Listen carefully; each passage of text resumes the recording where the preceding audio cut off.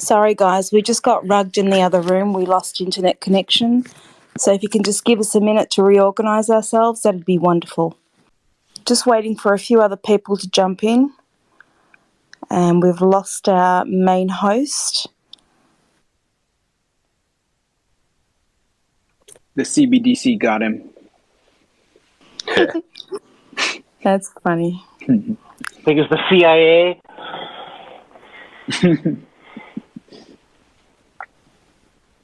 I don't remember who was speaking last or what they were talking about.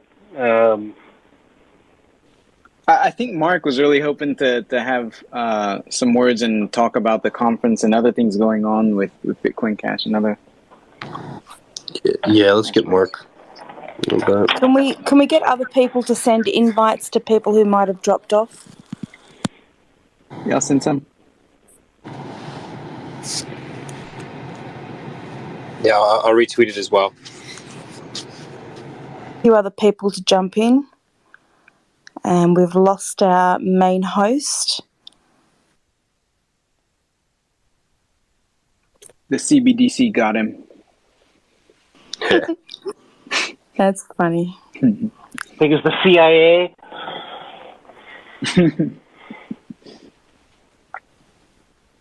I don't remember who was speaking last or what they were talking about. I think Mark was really hoping to have some words and talk about the conference and other things going on with Bitcoin Cash and other. Yeah, let's get Mark. Can we get other people to send invites to people who might have dropped off? Yeah, I'll send some. Yeah, I'll retweet it as well.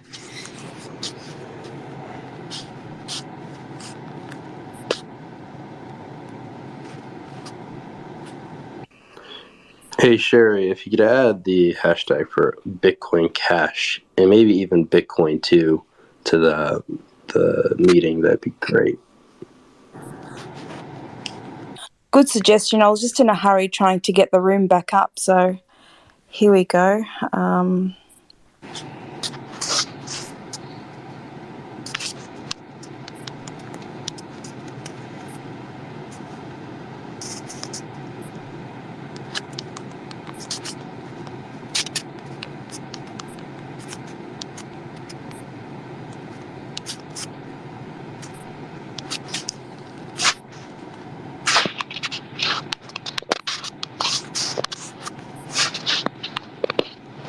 Sonny, you were talking about a link that you're sharing with people that gives them the register app, or were you talking about the shareable link?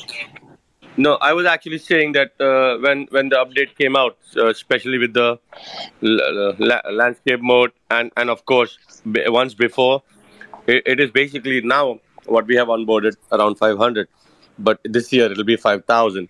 It's going to be impossible to reach everybody physically or by WhatsApp or any means to actually say there's an update, because it just doesn't work sometimes. I don't know if the developers can work where when the update comes, yes, it comes, but if you don't update it yet, don't stop the cash register app, because technically, if you go and buy, and some of them, just because you start accepting BCH doesn't mean there's a line of BCH spenders tomorrow, right? They might not get somebody for a week, for a day, for a month. And if some client goes and wants to pay with BCH, then they realize that the cash register app is actually not working, and it just shows on the red tick mark. But now, what we did is we wanted to physically go to every merchant and tell them there's an update. And I was thinking we have to take the phone, we have to connect like to the new APK, download it. But no, there's a Bluetooth way. You can do it in seconds. You just go there and you just say, hello, there's an update, hold on, just accept it. And boom, the APK updates. You don't have to change the password, the settings, the address. Did you know about it? I just learned about it yesterday and I was so happy. So the application doesn't prompt like to notify you there's an update available. You just have to go back. I don't know what you did. So when you gave that tablet away, didn't you use the APK for Android? Yeah, I this morning I went in. I needed to create more POS terminals, so I just went in and I went to the Play Store and got to whatever this newest update. So it must be the most current version. No, so the 30 people that you onboarded, you have to go back to them physically and make sure that the application is updated. Otherwise, that cashless wrap is not going to work. And if any of Yes. them gets a guest, a client that wants to pay with BCH, problem. And the problem is not with you. The problem is not with him. The problem is the app needs update. But easier part now is I was just speaking to Roger, where we can all come up with a solution with a common Play Store app password and create it where when we download the app, it'll be just updated automatically. But for those who already have the APK, like we have already given the instruments or they have it via APK and wanted to stay anonymous, you can actually go to them and do the update via Bluetooth. It takes a few seconds. I will send you details. I did not know until like a few hours back myself. Because, Sonny, I went to eat at a restaurant that I onboarded probably like 6 weeks ago last night. I didn't even know that, and I paid no problem in Bitcoin Cash, but I'll definitely have to follow. Through a cashless wrap? I can give Yeah. a quick summary. So on some of the Bitcoin Cash Register apps, on some versions of Android, there's a Wi-Fi connectivity issue, whereas when you close the app and reopen it again, it doesn't know that it's connected to Wi-Fi or it's not connected in the app. And so this latest update to the app fixes that issue, so you'll always get the notification on the terminal, whereas before, sometimes it wouldn't give the merchant notification that payment had been received, even though the payment's still working fine, but they wouldn't get notification using the Bitcoin Cash Register app. So the latest update fixes that.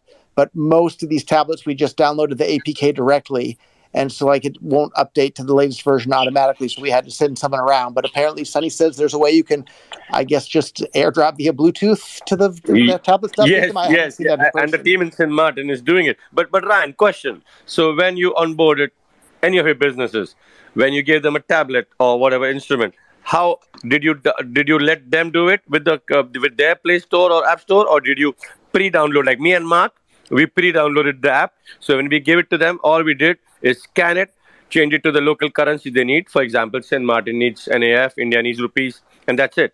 Have you done that APK when you give that? I pre-set it up as well for them. I just give them it with Okay. the So I'm very shocked that you're very lucky that it worked, but you should test the other ones, because the last thing we want is someone goes and pays. So it's nice. Look, today it's only 30, so it's easier. But tomorrow you'll reach 300, and the solution we'll find out is how we will manage to get it. Maybe the best way is to do a common Play Store password. Of course, we'll discuss it later, but it's very important because for a merchant, it's very difficult to onboard, and when you onboard them and they will get somebody paying with BCH and it doesn't go through, that's not going to be the best thing.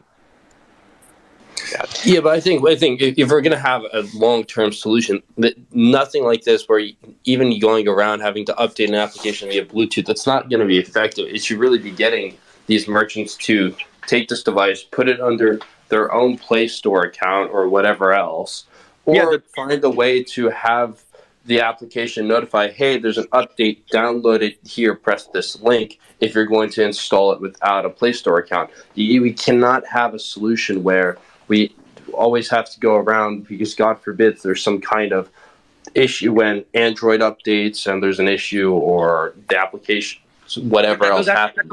That's what I said. Today is 30 in Florida. We did around 400-500. We can still do it.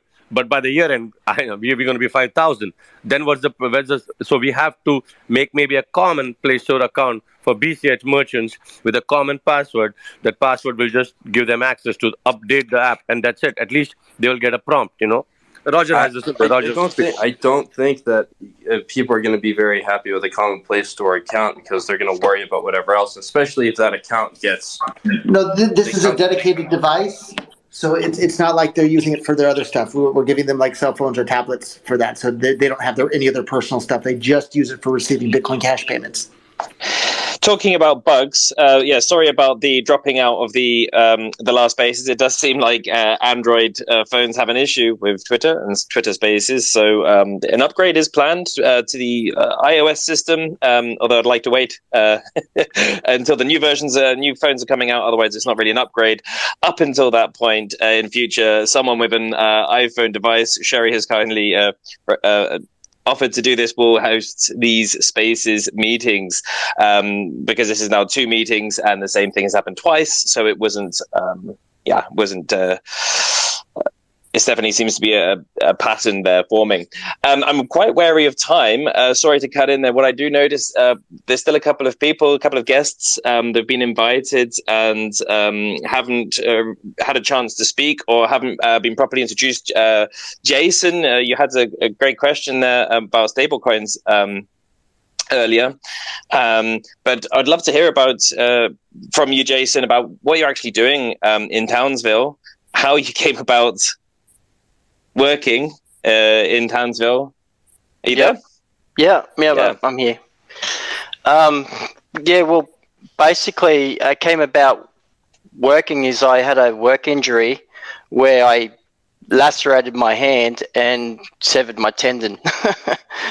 And so I was basically bored out of my brain and started onboarding merchants on my way to and fro doctor's appointments. Okay. And there was a guy in Gold Coast. He's a YouTuber, and I met him because I recognised one of the landmarks there. I go, hang on, I lived near there. So I sent him a private message, and we met at the casino. And he was surprised that I wasn't making YouTube videos. So he suggested that I should name myself Bitcoin Jason. We looked it up, and it wasn't taken on YouTube, and I started making videos. Cut long story short, after my 11th merchant adoption, a company up in Townsville called me up and were quite persistent in me moving up there to be a curator. And so that's my role here. I look after all the merchants. We've got 170 now. On Monday, we've got another film shoot, and next Monday, we've got another 4 on board. So we're doing That's quite fantastic. well at the moment. Yeah, we're doing good. And my approach is to know the business and to be at one with the business so I can handle their objections. And once I handle their objections, I support them by holding meetups at their restaurant or wherever it is, or advertising them for free on all the socials. So, and like what Sonny said, if there's an issue, I'm onto it. I go and visit all 170 and make sure that they're all good. Yeah, that's great. And you seem to be doing a great job there. And I think what's also is important is to help make sure everyone in the community goes in there onto your YouTube channel. So again, that's Bitcoin Jason on YouTube. Go and view his videos. Is clearly you're a great guy. I love watching your videos. You're very genuine, very honest, a great asset to the community. And I love seeing you. And so it's kind of interesting here. So you said you're employed to do this. Maybe you could speak a little bit about your employers. Yes. So there is a YouTube channel called Bitcoin Cash City on YouTube, and that's where you find all our merchants on there, or the new ones anyway, since I've been working here. Not all of them are on there. So basically, there's a group of Bitcoin Cash enthusiasts here, and they do a lot of blockchain development. They work a lot in coding, and they are very generous. They basically pay me to support the merchants here, provide advertising, all the tablets that you see. They really go out of their way to look after the ecosystem here, because they feel if the ecosystem is lost, then Bitcoin Cash will be have a negative effect on Bitcoin Cash. And Absolutely. So they're building on some great technology. You would have seen some of the spikes on the blockchain from them testing different things. I'm so glad you're mentioning about this. Yes, this is huge for anyone that's been looking at this. Yes, maybe, can mention some words here. What I can understand as a layman, they can basically handle Visa, MasterCard, cash purchases. Like, they can basically handle the world's transactions just using Bitcoin Cash as it is. If anyone, if you go into the Bitcoin Cash on-chain transactions, and was it in March, Jason, where the testing happened? Yeah, it was slightly before I was on the Bitcoin Cash podcast. Lovely Jeremy and Jet had me on there, and great bunch of guys. Huge spike. And this huge spike, it basically is opening and closing of payment channels, and actually represented over 1 million transactions. They were real transactions, yeah. So it's huge. It's got the ability to give people that have a line of code from all around the world a job. You know what I mean? Like, to earn money and have. Yeah, I can't say too much, but my mind just blows, you know. And everyone that's worried about Bitcoin Cash price, it's a non-issue, because look, I whinged about this the other day. Like, people make a big deal out of someone buying one like a pizza meal deal with 10,000 Bitcoins. Man, I'm doing that nearly every second week, buying pizza, and every day I'm buying coffee, and I bought my clothes from a clothing store, you know, my taxi cabs if I need to go to the airport. You know what I mean? Like, we even got NASA scientists that are raising money for regeneration of the barrier reef on it, you know. Koala hospitals, you name it, we've got it. Helicopter rides. I went on a helicopter ride. That was 2 BCH. This is amazing, and I think this is so exciting to watch. And I think a lot of people in the Bitcoin Cash community, they're aware that something's going on in Townsville, but they're not quite aware of how many great and powerful friends there are in Bitcoin Cash. So this company, Code Valley, really is Jason mentions, is developing something here very exciting that is paradigm shifting, and we, you know, can't. There's quite a lot of secrecy to do with, you know, how amazing this software will be when it releases. But it's very exciting, and it's really, you know, speaking with Noel Lavisa, the CEO of this company. I can't wait for him to be a more prominent figure in Bitcoin Cash community, because this guy is doing so much for the community that is sort of going unseen. Aptisia, can never pronounce the name, but they've got this. They put their skin to the game. They've really put their money where their mouth is, and they're going to release a report soon.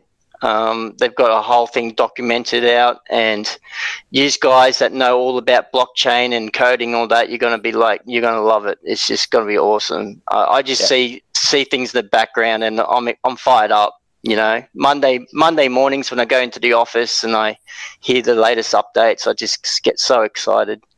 It is really exciting, and for those that believe that the number of on-chain transactions are paramount to the price of Bitcoin Cash, you know, really proving, you know, genuine transactions, real economic activity on the chain will increase the value of this.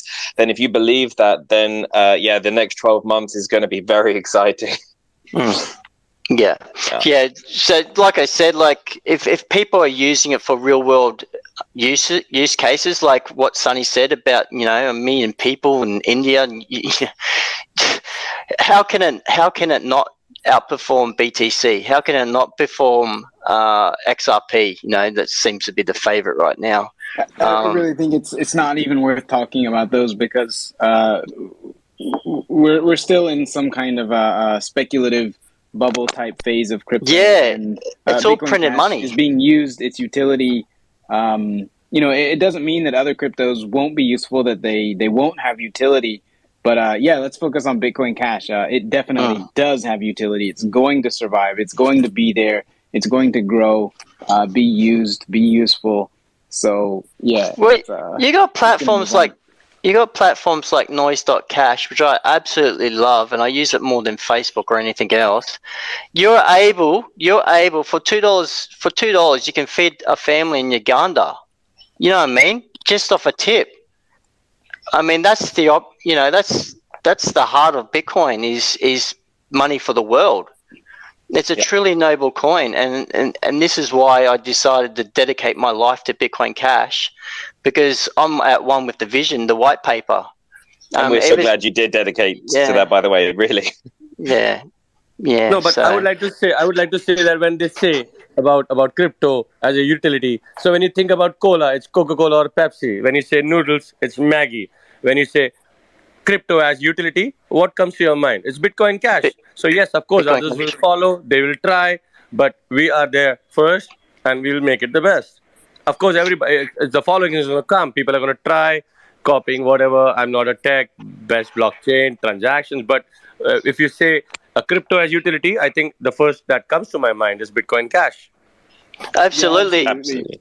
Hey, Mark. Even my Mark Falzone has rejoined us, and I know he has some very significant experience all around the world, actually seeing, what does utility mean, and what does it mean with crypto.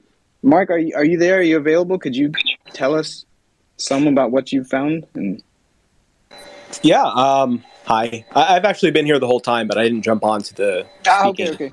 role. But yeah, I mean, it's funny because everyone wants to be in the game. Everyone wants to say that their crypto is usable, and you see this in El Salvador. You see this in Florida too, where these places, they want to be the crypto capitals of the world. They say it. I was actually in a meeting for the government in Florida, the cryptocurrency task force appointed by the Miami-Dade mayor. And I had a conversation with the director of the task force, and I was talking about St. Kitts. And I said, St. Kitts is the real crypto capital of the world. And I said it kind of jokingly, but he's like, no, we can't say that. We can't say that. Miami's the crypto capital of the world. And, it was a fun, light conversation, but it was funny to me at the time just because no one is accepting it. I mean, now people are because of Ryan. But prior to that, there's no one accepting it in Florida. There's like one or two random places and a few ATMs, like Ryan and I saw. So as far as utility goes, is everyone wants to talk about it. Everyone wants to claim that they have utility, but none of them do. It's just Bitcoin Cash, and it's in the code. It's the function of our coin that makes it so usable that you can actually onboard. So it is funny to see and travel around and go to all these places that claim to accept crypto, and obviously they don't. Even El Salvador. One last thing I'll say about this topic. It's very funny. One of the lead developers, a man named Nicholas, who's very kind. He's a BTC guy. He's the one who programmed the Bitcoin Beach, which is the custodial Lightning. Well, it's really not Lightning. The custodial wallet they use for Bitcoin on the Bitcoin Beach. And he was lamenting on Twitter that Starbucks in El Salvador is no longer accepting Bitcoin. And that's pretty significant because when I went down there, it was the only place that was accepting Bitcoin when the law passed, and McDonald's. But now they're not even accepting it. So they're rolling back. And it's just so funny to me because with Bitcoin Cash, with all the challenges and difficulties that we have in terms of marketing, the one thing that doesn't slow down is our adoption. And, I think that's really fantastic. And we have wonderful people like Sonny, of course, and Roger and Ryan, and really everyone here in this space to thank for that. But it is exciting and interesting to see. Hey Mark, could you speak to that top-down versus bottom-up aspect, that you have personally seen in El Salvador, St. Kitts, St. Martin, and other places? Could you speak a little bit to that? Because you're quite uniquely qualified to talk about it, I think. Well, my feelings on that have kind of evolved, I guess. So originally, I thought the idea of a government getting involved in crypto was pretty absurd. But as time has gone on, I've realized that that's really not the issue. What the issue is the devil's in the details. So I'm completely for a place like St. Martin or St. Kitts or really anywhere in the world, a government accepting cryptocurrency or allowing it to be used as a legal tender to pay debts and all the things that societies use money for, at least in terms of governmentally. The problem with El Salvador is twofold. Obviously, the biggest problem is that there's a mandate. And that to me is absurd. So the top-down approach, the problem isn't that they're using it, it's that they're forcing people to use it. And if it's that good, you don't need to force people.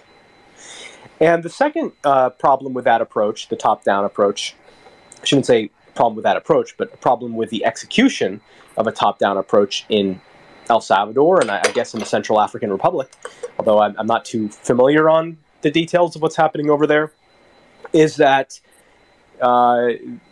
tax money is being taken by the citizens, is being used to purchase the asset, and those assets are being held in a wallet that has absolutely no public oversight.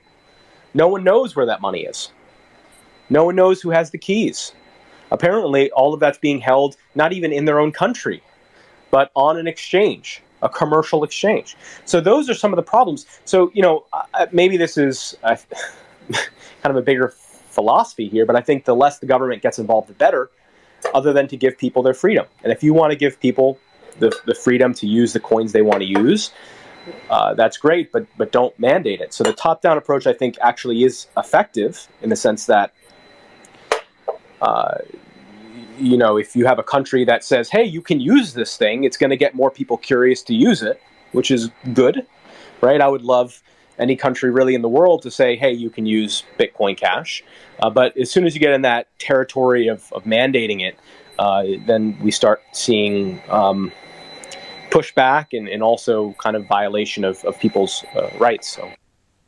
And this is a really important distinction, and this is what's quite nice about the legal tender law that's being created in St. Martin's. As I understand, it's really a voluntary thing, so no one's going to be forced to accept this, other than the government itself. It just means that for legally, it's easier to accept for tax implications. So, as I understand, this looks like a very positive way of making a legal tender law, and I guess you would agree with that, then, Mark, based on what you just said. Yeah, and I'm very curious to see how things have developed in El Salvador since I left. So I'll be going back there and doing a follow-up. But in the meantime, St. Martin looks very promising, and they have the benefit of being able to look at what happened in El Salvador and say, hey, they had their pilot program, and here's what we can do better. One of those things is not to mandate, and the second thing is to use a chain that makes it easy, right? If you're going to use something like Bitcoin, which is fine, if you want to use that, but that introduces a lot of complexity because all of a sudden you don't have a coin that can be used in a simplistic peer-to-peer way. You're going to have to develop tools. You're going to have to, guys, and whenever the government gets into developing, everybody wants to listen to him for sure. So, MP Bryson. Hey guys, how you doing? Hey, how's it going? Very good, very good. I was following the discussion a little earlier, then we got booted out, just got back in. My favorite topic is being discussed, legal tender, so I'm here if anyone has any questions, but I guess we should maybe let Mark finish, and then I can tell you all what we found so far and what progress we've made on legal tender, if you like. I'm sure we'd all love to hear where that's at. Okay, well, hey guys, how you doing? Well, yeah, I think I just heard what Mark was saying, and indeed, what we're doing now is we're looking at other jurisdictions and how they have done it, because there's a lot to learn, especially El Salvador, what went wrong there.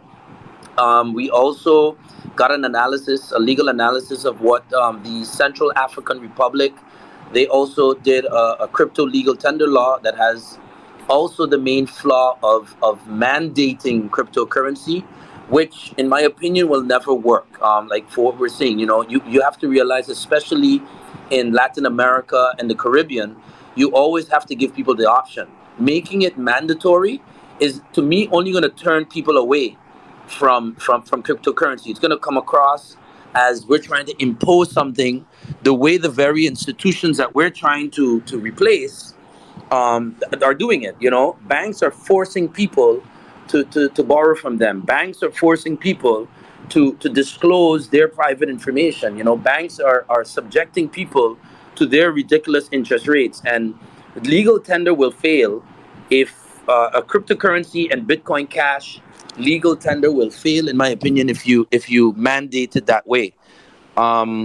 So we're avoiding that. That's one thing for sure. Our Bitcoin Cash legal tender should never be mandatory. It should be something to facilitate what's already happening in the country. You guys know, especially in St. Martin, just last night, for example, there was a mental health awareness event where it was an interscholastic event, and we did it where people were talking about the importance of men's mental health. And I donated a prize of $1,000 in BCH to the young student that won.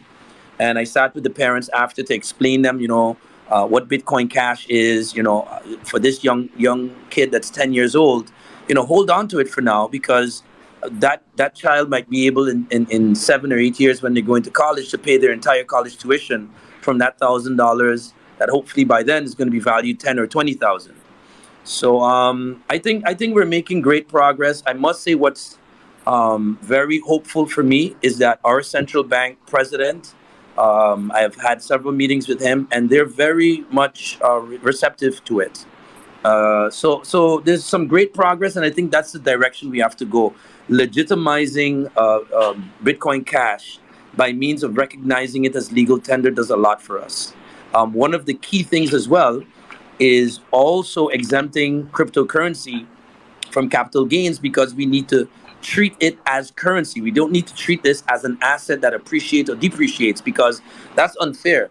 Think about if the U.S. dollar, with all its declines that it's had over the year, has never been subjected to capital gains that way. Why are we doing it? Why are we kind of punishing cryptocurrency and making it subject to capital gains tax? Your currency is your currency, and if it goes up or down, just like you have to take the risk of when it goes down, and you have to absorb that risk. If it goes up, my government has no interest in taxing you on that increase. It should be about allowing people to come to this country, spend that money, and if they gain, they gain. That's on them, and I'm not interested in taxing based on that. I'm personally more interested in just seeing Bitcoin Cash used as a means that has opened so many doors, thanks to people like Sunny and so on, that has done it. Yeah, but I think we're making great progress. I have to say we have so much legal progress on it in terms of the drafting of it. And it's good that I think St. Martin is going to be a pioneer in making Bitcoin Cash the legal tender. Thank you for being on here, Roland, and what a fantastic answer there. This is really wonderful to hear what's going on in St. Martin. And I guess that having to be successfully turned into a legal tender would also require working with both sides of the House and government. Is that something you agree with, Rolando? And at the Bitcoin Cash convention, will there be also other political members from all sides of Parliament available and joining us? Yeah, I mean, in politics, you always have those, especially in my political system, where, I always give the example, Jesus turned water into wine in the Bible, and it was celebrated. If I was to turn water into wine, I would be accused of getting the population drunk.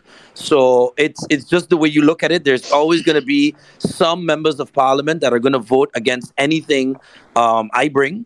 But I believe the coalition that supports me, we have a majority in parliament that supports me, and I believe we will have full support for that. So I'm not worried about that aspect. It's good to have opposition members that will question things, and say, hey, what are the risks? What are the things we should look at?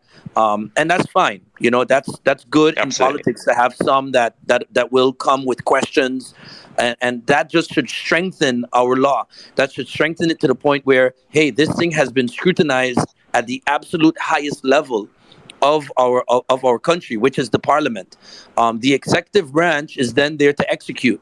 So once a legal tender law passes parliament, then it's a matter of the executive branch doing things like educating the population, facilitating the means for people to know, okay, how do I get into Bitcoin Cash? It shouldn't only be, as much as Sunny is a master at this, governments need to also step in and say, hey, we recognize, just like the US dollar, we have a local currency, which is the guilder.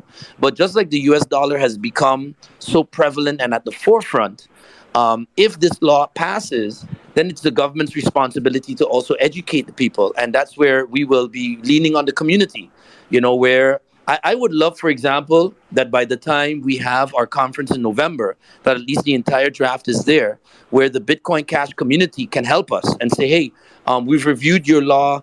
We're open to coming in and helping the population know the power and understanding of what legal tender will do for the country. So I'm working very hard that by the time we have the conference on November the 12th, which, by the way, is the day after our national holiday, November the 11th, St. Martin's Day, it'll be a nice celebration, I think, that Bitcoin Cash is moving in that direction.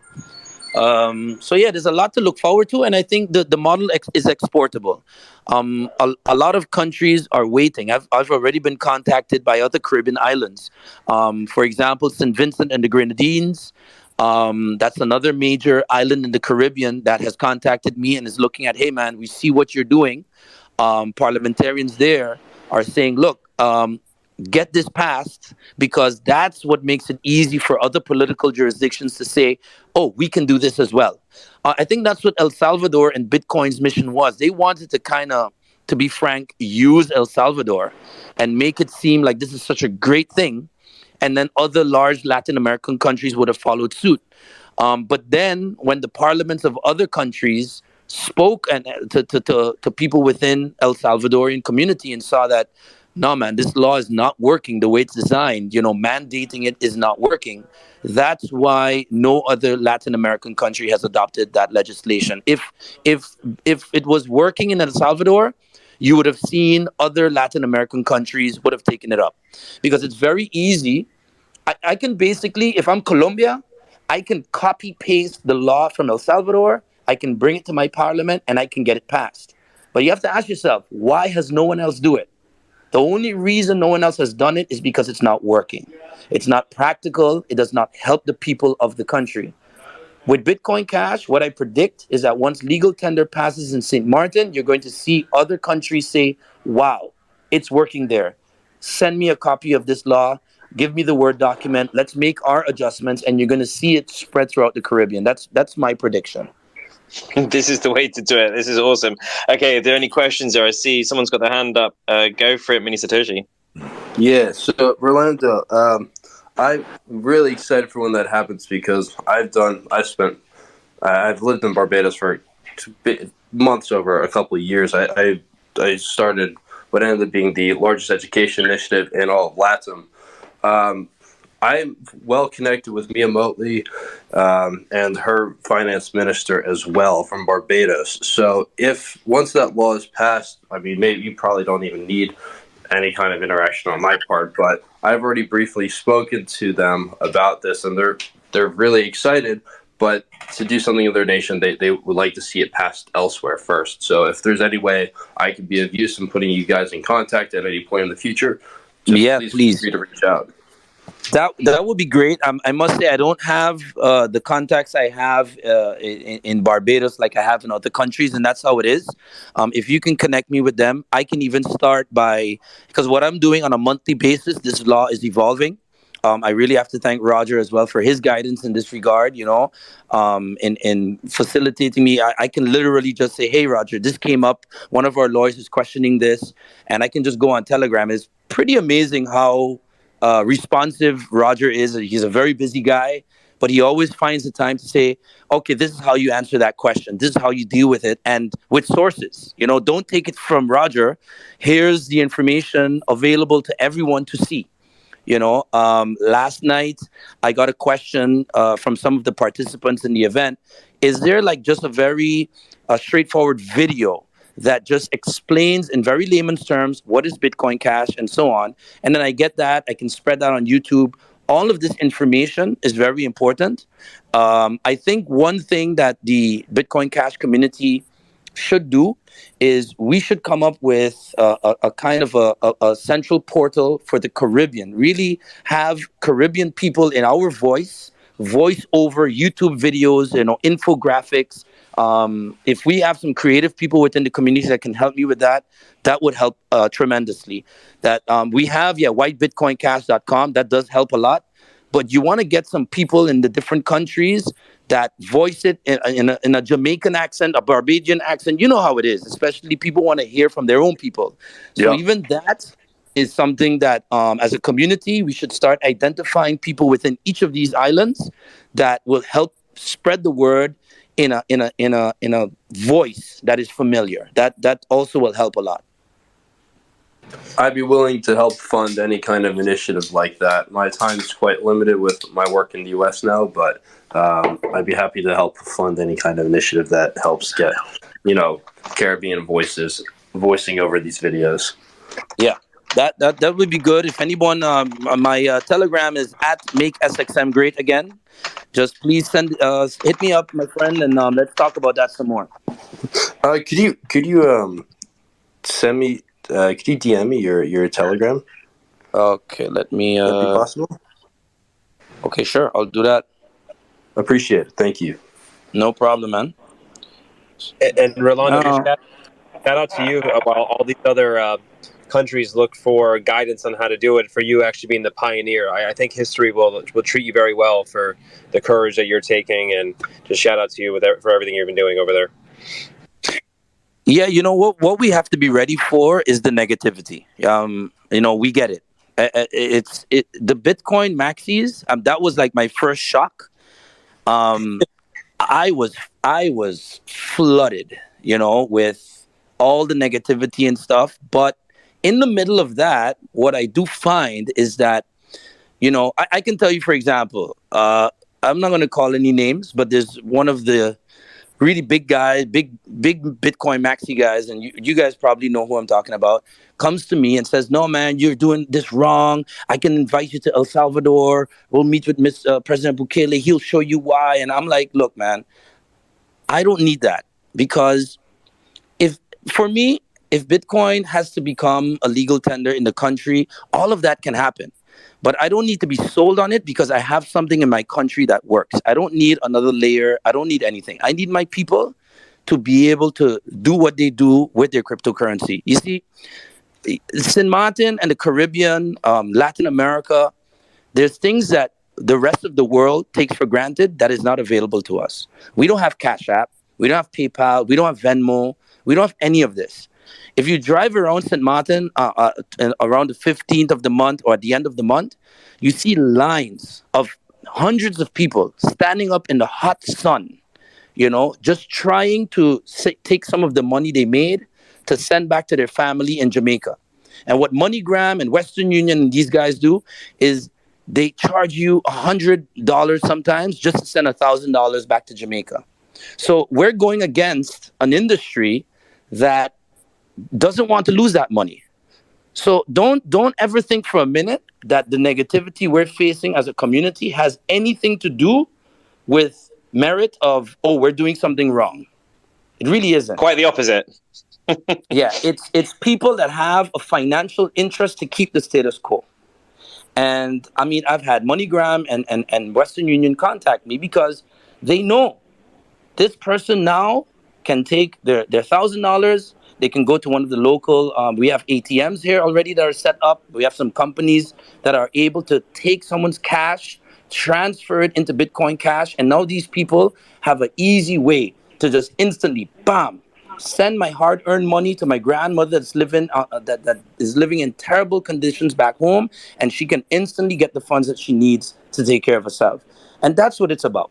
I really don't care about the political side of whether it's Bitcoin, Solana, or this or that. No, I need something that works for my people. And that's it. It's as simple as that. If it works, I will support it.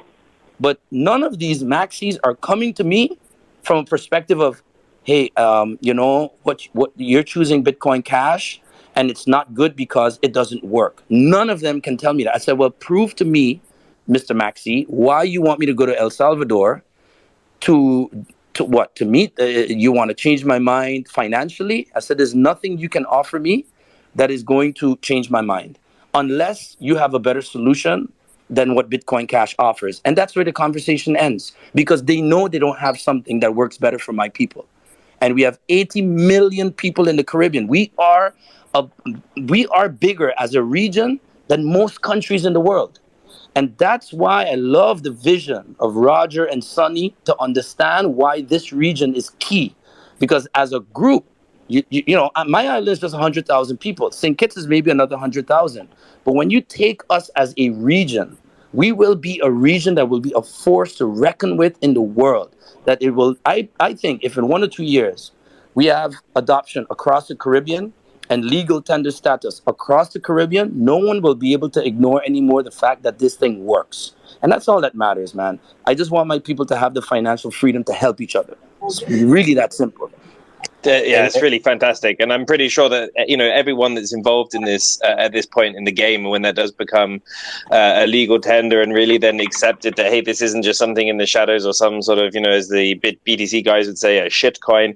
This is something that's actually real and it works. Then all those people that are invested in this, accepting this early, all those merchants are accepting this, are going to be really profiting from this, and that's what we want to see. We really want to see all of the early adopters, all the people taking a chance. Really, having the advantage there. Yeah. Thank you, Rolando. No problem. Speaking of positivity, I think Jeremy is with us. He is a beacon of positivity in the space, and I'd really like to hear what Jeremy is up to. Jeremy, do you have some positivity for us? Yeah. Well, I guess I was at a party last night with there was a few different crypto people there, and there was a few other people there as well. And one of the guys was this sort of really sort of toxic, very aggressive shitcoins, to me and to a couple of other people. And the truth is, when you act like that online or in the real world, it just puts people off, and we don't need to be on the defensive. I think Fiendish Crypto said this on one of the other chats, and it's so true, right? We just need to be taking the front foot. There's no point spending time talking to people that are already dug in and don't want to hear what you have to say, because the world is a very big place and there's loads and loads of people who do want to hear it. At that exact same party, I was talking to people who are, you're into this crypto stuff, I don't really know much about it, they were asking questions, and that's it. All we need to do is find the people that want to hear the message that we already have. So just, it's about not wasting time on the people that don't care, and so, or that want to kind of argue with you. And so in that regard, I really liked what MP Bryson was saying about creating videos and stuff for people in their own voice, because that's sort of how I see things, right? Is that there's the technical infrastructure in terms of all the developers and the code and the software, and BCH is doing great on that. And then there's the merchant infrastructure, the people, going out into the real world and doing onboarding and creating closed economy loops. That's also doing great. And all we needed is just like a third layer of infrastructure, which is kind of a cultural layer. So that's what I try and do on the podcast, and I've made a little bit of music as well, not because I'm actually. Yes, we want to talk about that with Nick Chase, sir. Yeah. I'm not a the world's best musician, but I'm hoping that other people will be follow my lead, or if you're into art or into music or into graphic design or something like that, that's what draws people in, right? I don't think we need to worry. You need to plug this right now. So for everyone listening out there, please go and check out the Bitcoin Cash podcast. And absolutely, the video you need to start with is Changing the Game featuring Nick Chase. Okay, so that's the starting point. Yeah, if you need to get hyped up about Bitcoin Cash, you can listen to that, and you'll get fired up, or at least that's the intention, right? So, and I think it's just about if we can maybe find ways within the community, is like passion and energy is very magnetic, right? So we don't need to necessarily go out and be obviously there's the merchant onboarding and stuff, that you might need to go out, but for the cultural stuff, it's like a sports team or any kind of community group. if we're creating things that are fun and cool and awesome in our community, other people will see that happening and want to be involved, and that's a positive way of engaging people rather than a negative way of arguing or debating or calling names or whatever. And so the more we can do to be a creative and energetic, happy community, I think the better. Like, for instance, with Ethereum, you've seen, the NFTs and stuff like that. All right, there's definitely been a lot of problems with that, but it's undeniable that it was very interesting. All these Bored Apes and different crypto punks and whatever, it just bridged the gap to a lot of people to convince them, oh, okay, there's some interesting culture here. There's something that I can engage with. And then once they get to that, then they can go down the rabbit hole of all the economic aspects and using it as money and being involved in everything. Yeah, and then a little secret out there for everyone here, and Jeremy doesn't actually know this, I don't think, although maybe I've mentioned this. So I was actually speaking with Jeremy. What's actually going on there? It only leaks in various ways, so I don't know if somebody is a native. They could start a channel where they said updates from what the Chinese community is thinking to the English community, or vice versa, and you can do that obviously on any language, on Russian or Hindi or Spanish or whatever as well too. So I think that could be another way that we can start to kind of break through the messaging to new groups of people by collaborating across those kind of linguistic barriers.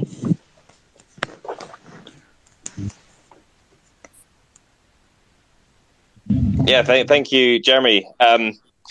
Jeremy is actually the guy that the reason why I'm doing this hangout is actually something that Jeremy said to me quite a while ago, maybe a year ago. I really can't remember. Jeremy is someone that's very active on RBTC, and one of the things that he's really active on is basically when someone complains about, hey, why isn't this being done, or why isn't no one working on this? Jeremy answers, hey, it's decentralized. Do it yourself. That's what it's about. So yeah, Jeremy, it's wonderful to have you here. And just so you know, you've inspired me, and that's why I'm here. So thank you very much for that. So that's you're kind of my hero in the space.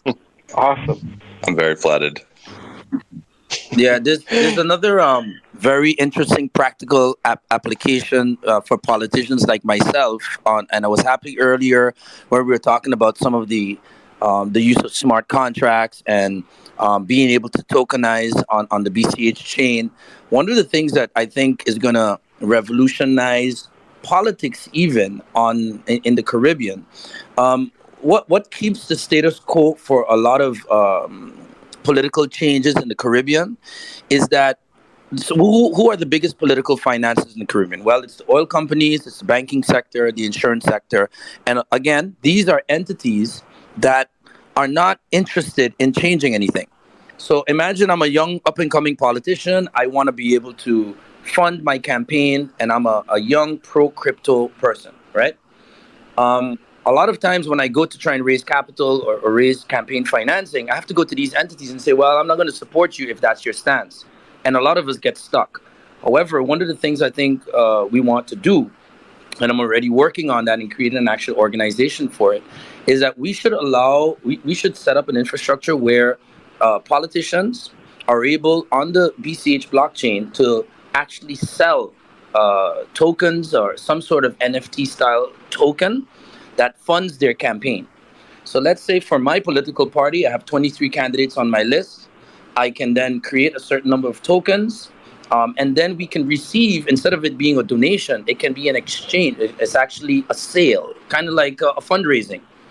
And now we no longer need to depend on these institutions that have no interest in allowing cryptocurrency to come within the political sphere of the Caribbean.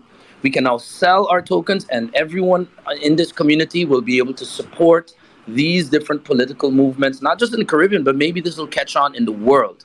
Because let's be very frank. I did this because I believe in it. There's a lot of other politicians will be scared to do it because of the way politics is set up, because of the way political financing is set up. But if we can get over that as a community where we say, listen, I don't need you, big bank, to come and support my campaign because I know you don't believe in where I want to take my country or my region. I will go out to the community instead and say, listen, I'm going to be one of those in, let's say, Barbados, that is going to emulate what MP Bryson is doing.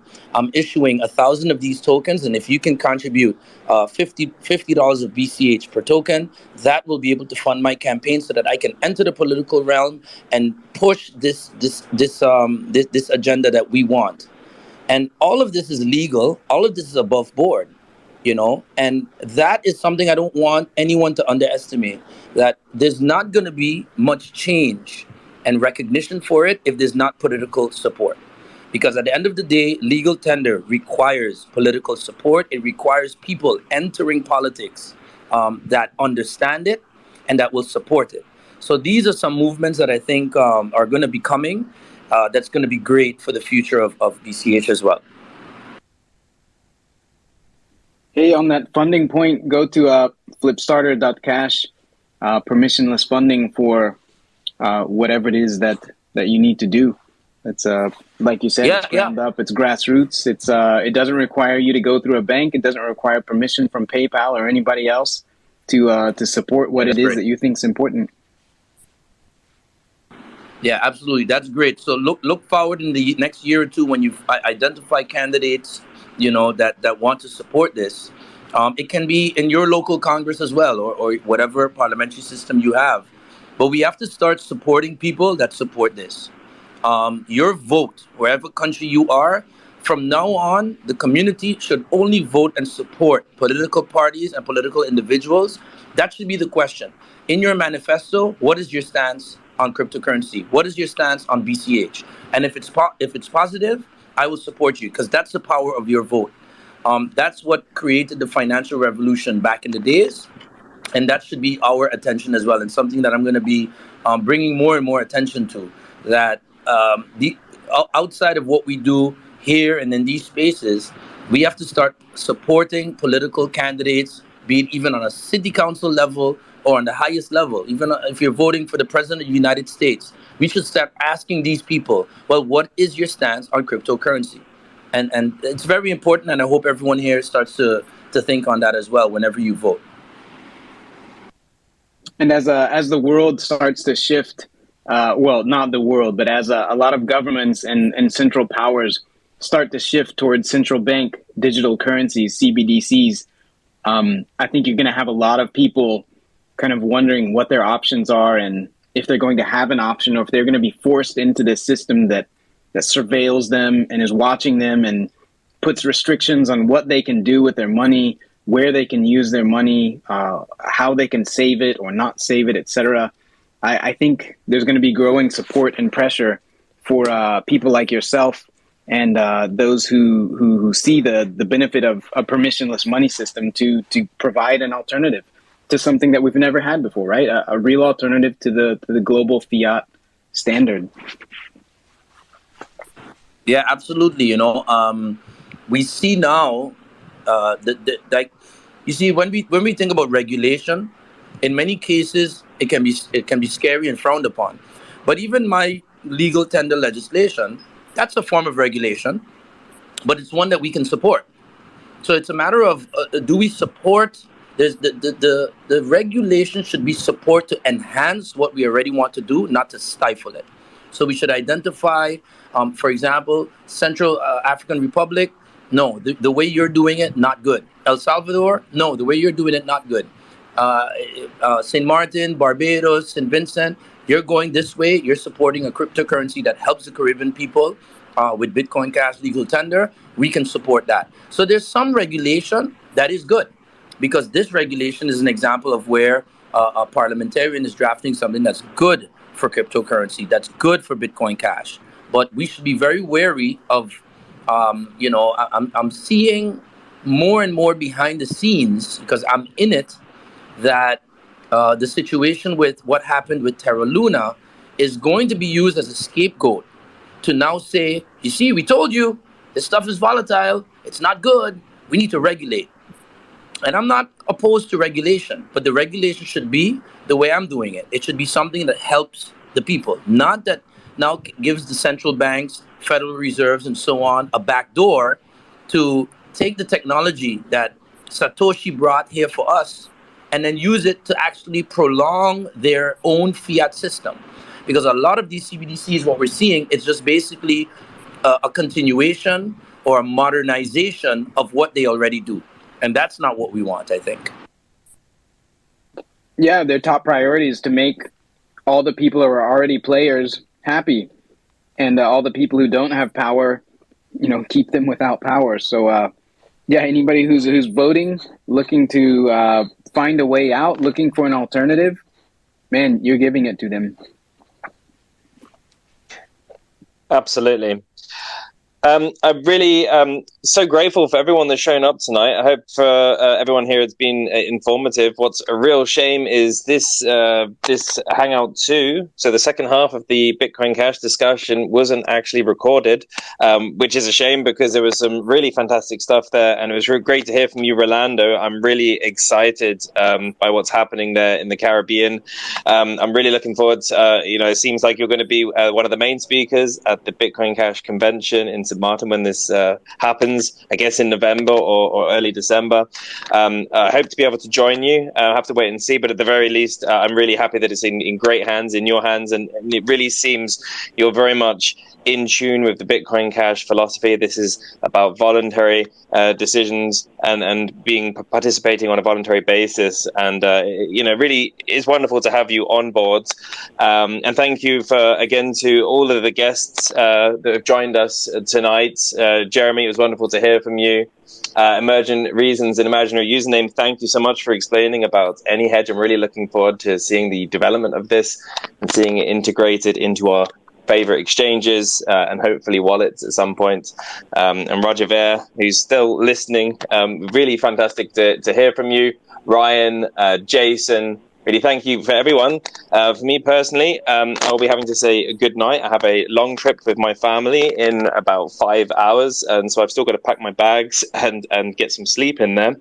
But Sherry's hosting now, so I've already spoke with Sherry. She's happy to continue for those that want to continue speaking. And so, yeah, thanks again for everyone. Thanks for a wonderful hangout. I look forward to seeing you all again real soon. And also I want to plug, while Rolando's here, he's going to be joining my charity golf tournament to talk about cryptocurrency and the hospitality interest in South Florida on October 3rd. He's going to come play some golf with me here. If anyone else wants to join, we're going to have our announcement and the flyers out this week. If anyone wants to come down to Palm Beach Gardens, Florida, play some golf for some charity and learn about cryptocurrency adoption in South Florida. And I'm sure Rolando's going to inform us about all the good things happening in St. Martin and promoting the event going on in November. Yeah, I want to thank you, Ryan, for the invitation as well. And if anyone else, if there's been some other conferences, it's been quite overwhelming in a very positive way. The amount of love and support I'm getting, that to itself says a lot about what this community is.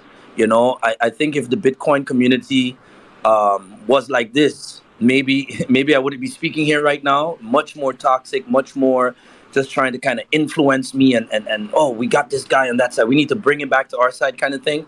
You guys really just show love and support, and it strengthens my belief that I made the right choice by putting my political career on the line and saying no.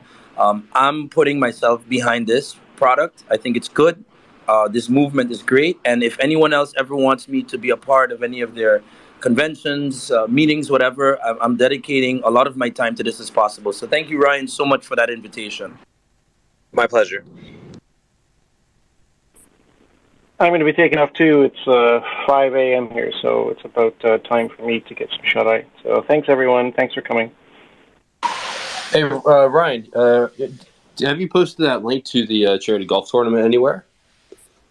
Not yet. Just waiting on Rolando's latest update to his biography, and then everything else is ready to publish. So as soon as Rolando sends that over, we're good to go. Excited to see it. Yeah. As soon as I get that back from him, everything else is ready to market the event, and now we're ready to rock and roll.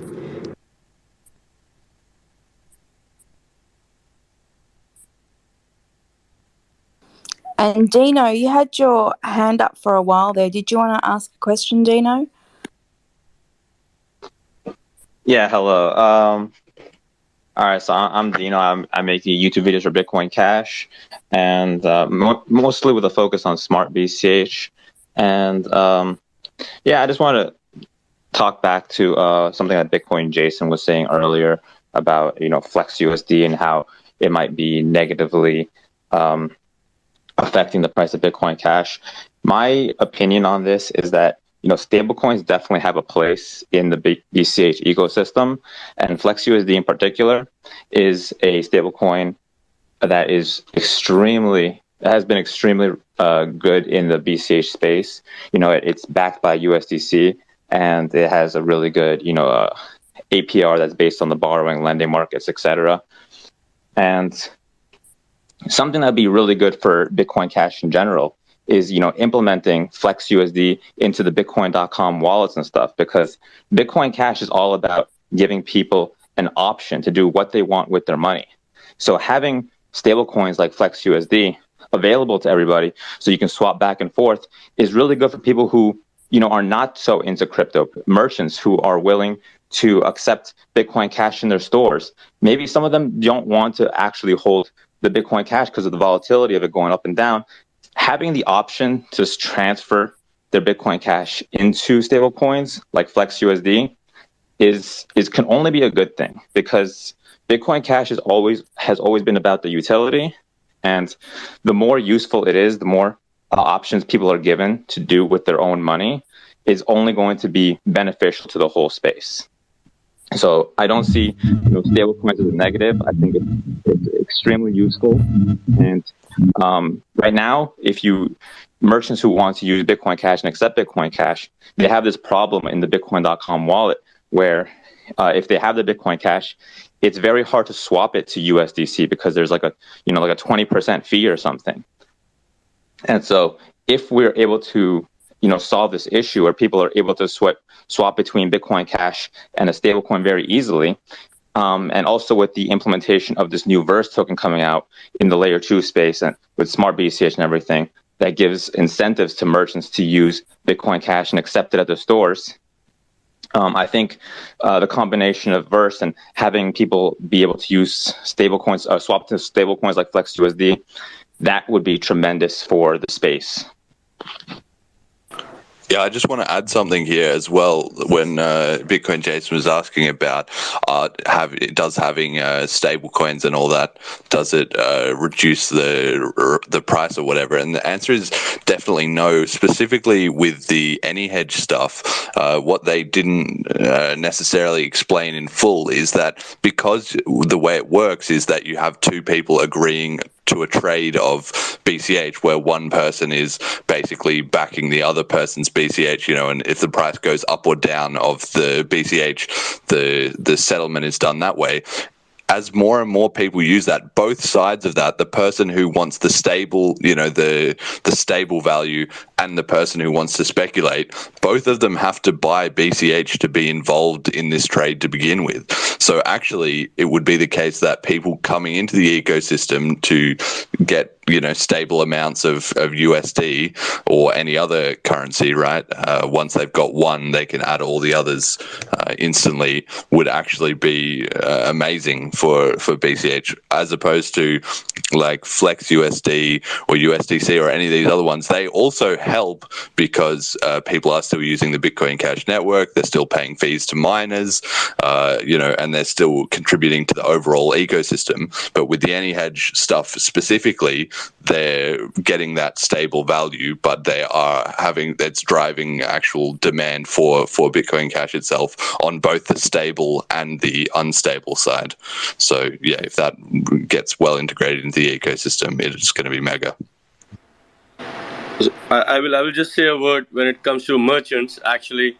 And you mentioned the fees are high, but those that actually want to really change, especially I was more worried about India and not Caribbean, but India is so easy where you can just transfer BCH to any other exchange of BCH at technically no cost, and then it actually connects to your bank.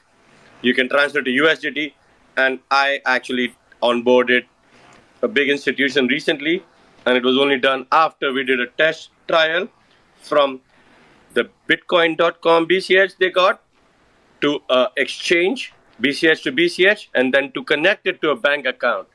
And they hardly lost anything. Yes, there was a little rate, dollar fluctuation, whatever, that we have to speak about, but that's the currency exchange rate. But I don't think so. If a merchant really wants to change from BCH to USDT, they don't have to do it on Bitcoin.com. If they really have to change it, hopefully they're keeping it, or the whole idea about it to use it as a cycle. So when a merchant, a restaurant owner gets it, they go to a supermarket to buy it, and the supermarket gives it to the wholesaler, and then the wholesaler pays it back as a salary. But believe me, it's not as difficult as it is. I tried it personally on Binance, and of course everybody's against. The whole idea is to be decentralized. But if they really want to change it, BCH to BCH is transferred at no cost, and then USDT or Indian account at no cost. And same goes for the Caribbean. So I don't know if anybody else has to say on this, but until we get the stable coin integrated, for those who want to buy, I always tell them, who doesn't use Amazon or air tickets? Every company does. Accounting, yes, that's one, but they all spend. Not that they're getting thousands and millions now, but they can spend it on daily needs. They can buy air tickets, they can book their travels, or they can keep it on a personal level and replace it with the account.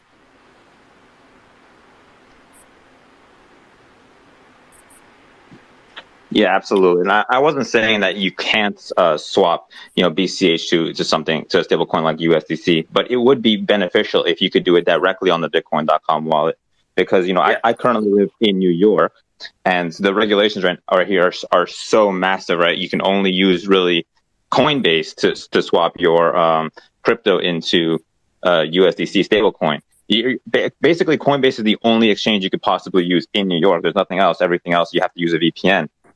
And obviously, if you could do this in a decentralized manner through the Bitcoin.com wallet, where you could just swap, Bitcoin Cash into a stablecoin, that would be much better, because to teach people to create an account on Coinbase and to go through, the whole KYC process, it definitely is a hassle, and it's one that could be avoided if if we were able to, incorporate FlexUSD and all that into the Bitcoin.com wallet directly. I've been pushing for that. I mean, Mark Lamb is not here today, but every time I have a conversation with Mark, I tell him, Mark, when are you integrating it? And I think it's in the works. But the whole push is, and they have to know, use it as cash. I'm personally, actually, I don't have enough BCH to pay my staff in salaries, because now they don't send transfers anymore to India. They send BCH from India. I myself send BCH from St. Kitts to India to my mom, and she can just get it cash from anybody, or the whole India wants crypto right now, and BCH is as good as, it's basically accepted in any and every exchange. And the more I thought about Indian regulations and taxations, the more easier it is. And I think in a couple of days, even yesterday, the Supreme Court made some statements, the Finance Ministry has made some statements. They are really going to push it hard, because they first wanted to say it's legal or illegal, decided they could not have the answer, so they started the taxation point, the 1% point. But it's going to be much easier soon. Of course, yes, integration, I agree. I've been after them right away. But rotation is the key. Rotation, because you don't want BCH to be bought and then changed to exchange and goes to a bank anyways. Then it's as good as fiat, and just the transfer cost like a credit card. So we are pushing. You'll be surprised how many people come to my store and buy $20, $50, $100, $500 of BCH every day. It's the dip. It's wanting to make them buy from Amazon because they use purse.io to get the 15% off, or any other field. But yes, it is in the cycle. I get 10 texts, which is not a lot, but it is a lot for a small island, for them to buy $20, $50, $100 every day. And they're going to my stores to buy it. We have ATMs coming next week, so then the problem is solved, where they can actually go to multiple locations, buy or sell BCH. Hey, I saw that Phantom had his hand up for a while. Now it's down, but just want to check the Phantom if you had something to say. Hey, man, thanks a lot. Dude, just so many feels. I just had a question in terms of, again, I think I've asked this a couple times on different BCH streams. Like, what is the strategy for BCH inflows right now? So, getting people to have BCH in the first place. Like, again, I love the whole reason why BCH for life is I just love the onboarding. And as someone who does have BCH, fuck yeah. I mean, when I travel, that's all I use, But when I travel, I'm also very aware that these merchants, I might be one of very few who come in to spend the BCH. I've not been to St. Kitts and Martin, so I'm really looking forward to that. But elsewhere, even in the U.S., I talk to a lot of merchants, and usually I might be the first one they've ever met to actually spend it natively. So I don't know if anyone is working on those strategies. Again, I would love to get involved with that myself. Personally, I got my BCH through mining and just trading, and I'm very fortunate I live in the US, so I make USD, I can just buy into it. Whereas when I travel to less wealthy nations, it's not the case, right? So I don't know if someone could speak to that. I'm just, again, all the love to the community. Yeah, so I'll just briefly touch on one thing at my own experience, that a lot of people just don't even know that there's businesses around that even accept these currencies. Like, for instance, a quick example is, now in the United States, I'm pretty sure everywhere in the world, but at least in the United States, AMC, Tag Heuer, Gucci, they all accept Bitcoin Cash, along with a couple other currencies, but they all now are starting to accept. And, what I always do is, all my friends or people that I just meet, whatever else, I'll always send them, like, oh, here's $1, here's $5 in Bitcoin Cash. Like, firstly, I mean, almost everyone is, like, 95% of the time, they're shocked at, like, oh, wait, is that fast? Cheap? Like that? That's crazy. But then they're like, but why do you have Bitcoin Cash? Why would you have crypto? Who cares? It's just going down or it goes up. It's speculative. But I'm like, well, just 2 days ago, I bought my AMC ticket to Bitcoin Cash. And like, wait, you can do that? I was like, yeah, you'd be surprised. There's a lot of businesses. So in my experience, it's just, little by little, just getting your own circles involved. And then, sometimes these guys will go out and they'll start tipping other people or like sending them $1, be like, hey, look at this. Isn't this pretty cool? And then you start getting them to start spending at these merchants. And I don't have any great perfect answers, how can we get this out there immediately, but this is just the little stuff I do on the side. I don't know if anyone else has other ways they want to share, but that's in my experience. Well, the U.S. is in a unique position where you can actually spend your Bitcoin Cash in most places simply because you can't really walk into a restaurant and say, hey, do you accept Bitcoin Cash? But you can spend your Bitcoin Cash at nearly every restaurant in the United States because they usually have, like an Uber Eats or a DoorDash service. And these services allow you to pick up your food at the restaurant. And so, like, every day, for instance, I'm usually at home. I don't cook. So I order food every single day. And wherever I want to get food from, right, I'm just going to get it on my Uber Eats app or on my DoorDash app. And this is unique just to the United States, right, because third world countries, other countries around the world, they don't have DoorDash and Uber Eats. But actually, on the contrary, Sonny, not that long ago, he onboarded a food like delivery service and like ordering service that you can pay in Bitcoin Cash, I think about a week ago. And that covers almost every island, the Caribbean, and like 2 places in Florida as well. Yeah, and they're working on more. And they actually have KFC. For example, in St. Kitts, we cover Burger King and KFC, but we don't have Domino's yet. We're working on it. But Caribbean covers Domino's. And so many other restaurants. In Barbados, they cover KFC. In Grenada, they cover literally every single restaurant. So these islands and countries that we are working on that don't have, they're not accepting BCH yet, are technically accepting BCH because all these restaurants via exactly what you said, we onboarded. There's one company in St. Martin, MP must be knowing, that has every single restaurant on board, does also accept it. And I don't know if MP is there, but MP, did you know that I'm just speaking to the government in BVI and their legal tender is USD. Is he there? No, not anymore. I don't Yeah. believe. Okay. So basically, Totola has their legal tender as USD, and to speak to them, if they can have USD under British, they can have anything else. So many countries don't even know exactly the difference between how Bitcoin Cash and fiat are actually competing, and Bitcoin Cash is so much better. If I go to a bar now, the time it takes for me to even put hands in my pocket, it's easier to buy BCH. I mean, you'll see the adoption very soon, like I said, in India. But guys, come to the Caribbean soon, and Mark, for sure, if Mark is Mark is there, we should push for all those coming to the conference to support and buy the air tickets from. I know we have a couple of websites, but we have this company in India and St. Martin that sells air and cruise tickets and take BCH, so they can just talk to them, get the tickets, pay with BCH, book their hotels too via BCH. So we don't actually even need any airline. They're affiliated with every airline.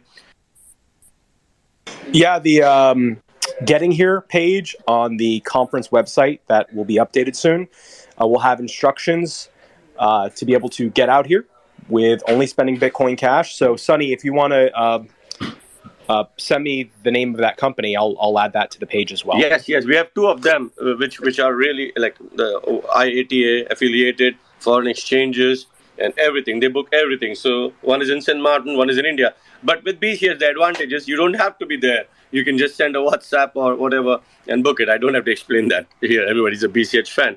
But yes, book your tickets through them. Give them the business support, all the BCH. That's what we need. Onboarding is one story, and if they don't get any client for 2 months and they forget about it, is a different story. So support BCH merchants. Very important. Hey, just out of curiosity, if you know, and if not, no worries. I can figure it out pretty easily, I think. The Hilton now accepts Bitcoin Cash, right? In St. Martin? Sorry, what was it? Question again? The Hilton? Hilton. No, Hilton is in St. Kitts. Oh, St. Kitts. Oh, that's what it is. Yeah, the Hilton is there. And then John just he was a speaker a few minutes ago. He has one of the best resorts in St. Kitts. Prime location right opposite the Marriott, and it's really recently done well, has many restaurants, accepts Bitcoin Cash, and then he has a shopping mall outside facing the road, and literally all the restaurants and supermarkets actually accept BCH. What we got into in St. Martin and St. Kitts recently, which was a challenge, was the Chinese community. Being an Indian, it was very easy. I go to a store, they are my friend, I don't even ask them, I tell them you're onboarded, and then here's the cash register. But Chinese, once we got one Chinese, an Indian and Chinese, I'll tell you something, they are not rulers, they are followers. And if two Chinese supermarkets accept it, the rest just follows. And there was a time when I was begging supermarkets, please take BCH. Now they call me. And we are taking 2 days to actually go there to onboard them. Literally every single supermarket, Chinese in St. Kitts or St. Martin, accepts BCH. So it was just a matter of having the first two. So it's a whole community thing where it's difficult initially, yes. The first 10, 20 onboarding, but otherwise after that, I mean, I think by the time you come to the conference in November, there won't be a single merchant left that won't be taking BCH, or hotels too. So for this conference, I'll probably end up going to one of the local resorts that accepts BCH at that time. But also on the same trip, I'd love to go to St. Kitts. I'm really curious for myself to see, because I'm obviously I want to stay at a local resort too, but I tend to sometimes I stay at Hilton's when I'm not staying at like a Belmont or whatever else property. But I'm curious to see if I can book it online through my Diamond account and then pay when I'm there in BCH. I don't know if that works. If you know if that works, that would be great to learn. Otherwise, I can probably just call the hotel and actually figure out how that process I'll give you the contact. So how it works is you first make the booking, and because you are not yet initiated the booking, once you have the booking number, then you just go on the booking number and add your Hilton Honors number. As easy as that. So you don't have to pre-book it with the number and all that, but you call them and you tell them this is it. They make a reservation. They actually put in your number, and then you pay them with BCH, because I know you get an extra 10% off with your Hilton Honors discount. So their number is actually there. I don't know if you follow the Twitter account, but the Hilton details are there. The numbers is there. It's called Koi Resorts. Feel free. But I think John's resort is an amazing one as well. So consider that is in the center, and yes, I think many more resorts by November will be accepting it. Great, thank you. It Hey will be guys, let's nice get to back to all the of us guys. to stay. Mark has to decide. Mark, we have to actually plan because we should not spread out to like we are all BCS lovers, and we at the end we're gonna go to the conference, meet up, have dinners, after dinners, whatever. Even the strip clubs in St. Martin accepted and St. Kitts. But the whole idea is to stay at one place together or close by. So we should all plan that. That page should be planning where we are staying. Surely Mark is going to update on all that soon and get specials on the resorts and who accepts it and make a deal. Otherwise, the travel agency is more than happy to book the hotels and flights with BCH and the car rentals too.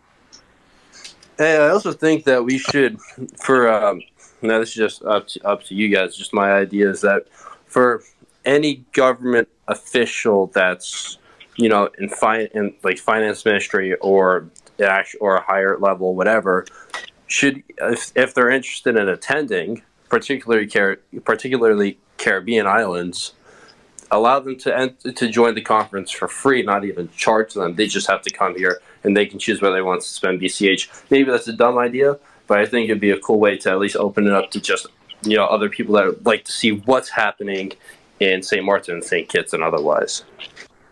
Yeah, if I could jump in, one of the great things that we're planning for the conference is to do a farmer's market.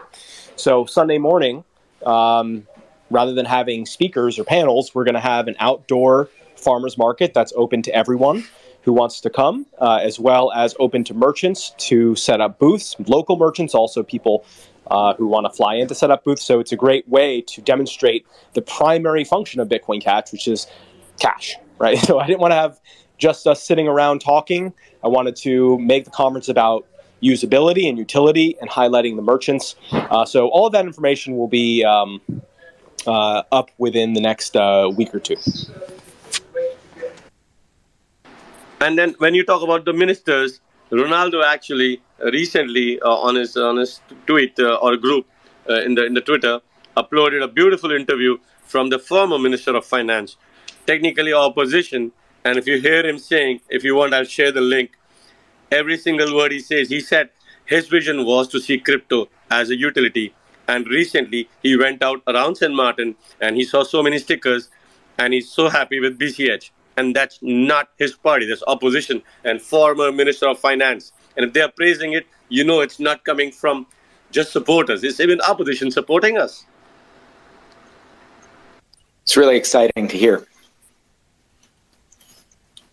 But to get back to I don't know if he's still here, but it'd be great for everyone else anyways. Phantom, before I'd asked, how do we see ourselves, or what initiatives do we have to onboard local people, or to get more people to start spending BCH, or to be aware of it? I don't know if Phantom's still here, but if anyone else has an opinion or like to speak up on how they're doing it, I think that'd be great to hear, rather than just from the common speakers like us have been. Payroll. Payroll is important. Sorry, I'm speaking again, but payroll is very important. So the merchants that get the BCH, instead of doing accounting and they ask, how do I show this in my expenses? Pay it back. Give me employees just 5% or 10% of the BCH. Everybody has 10 employees in the store. That's what I do. I have like 50, maybe 60, 70 people. And I just give them before paid, deducted, like 100 BCH worth of USD. And now they all want 500 of BCH. I don't even have that much BCH to give them. So eventually we'll have to buy BCH to pay in salaries, exactly what MP Bryson did to his government. Everybody will have to have, there'll be a demand of BCH. It's so easy to send. Western Union and all that, you have to stand in line. I don't know if everybody knows or not. St. Martin just stopped issuing checkbooks. You cannot even write checks anymore. You are deducted 1% when you withdraw your own money. And with BCH, they are all supporting is not because it's just fantastic and working as cash. It's just better than cash. Yeah, well, I'm going to reiterate that payroll is absolutely critical. Payroll is a consistent customer of BCH and will buy that at every pay cycle. So if someone gets paid biweekly, then you have guaranteed biweekly buys on BCH to stabilize the price. So anytime we can get people to offer payroll-like solutions or document how people can get paid in BCH directly, it's a huge benefit to all holders to get those people on board. So I see Phantom has It will take a little time. Sorry, go ahead. Hey, sorry, so Phantom, I see this. Africa's. Hey, sorry. No, Yeah, hold just on one sec. I might be having some like. Can you hear me? Yo, hold on one second, just you're because Africa's had his hand up for a while, or her hand, and I just like to hear what they have to say, and then we'll get back to Phantom. Go for it, Africa. Am I still rugging? Phantom, just one moment. We'll go to Africa and we'll come back to you. You're okay now. But Africa, please go ahead. Chibu.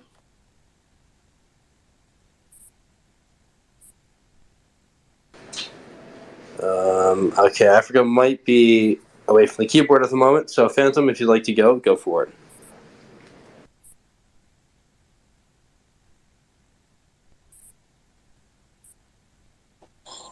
All right. Seems like we lost him. All right. So I think I'm here. Okay. So I'm just gonna read the text on the bottom. I can't hear people talk, but I think you guys are reading me. So one thing that I've been doing where I am most of the time, my home base in the northeast of the U.S.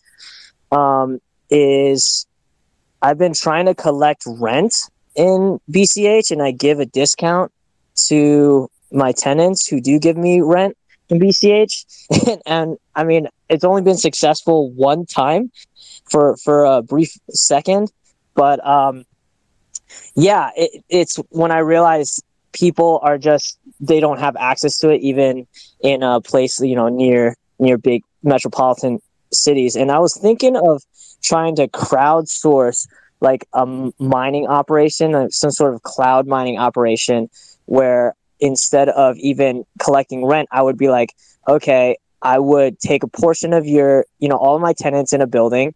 I would take a portion of that and put it into a cloud mining for them.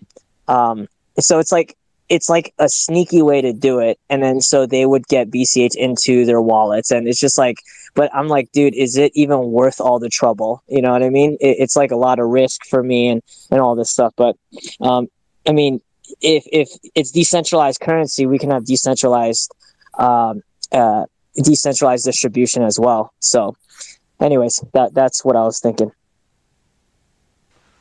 If you want someone to pay you in Bitcoin Cash and they're having obviously if they have access to an exchange, then they could just get some on the exchange. But sometimes you've got to try and sort of think one layer deeper. If you're really having to sell the person on the idea, this might not work. But if they like the concept and they want to give it a try, then you can move it a step back by asking them to ask their job to pay them in BCH, part of their paycheck, right? Especially if they can already see that they're going to pay you rent. So they already have a use case, and then they can go to their company, and if they talk to the finance department and you get things sorted there, then that means the rest of the company then hears like, wow, this crypto is really taking off, and also other people in the company might also then jump on the same thing if they can get 10% or 20% or whatever of their salary in Bitcoin Cash. So that's one strategy that you can use if you have someone who's kind of willing to cooperate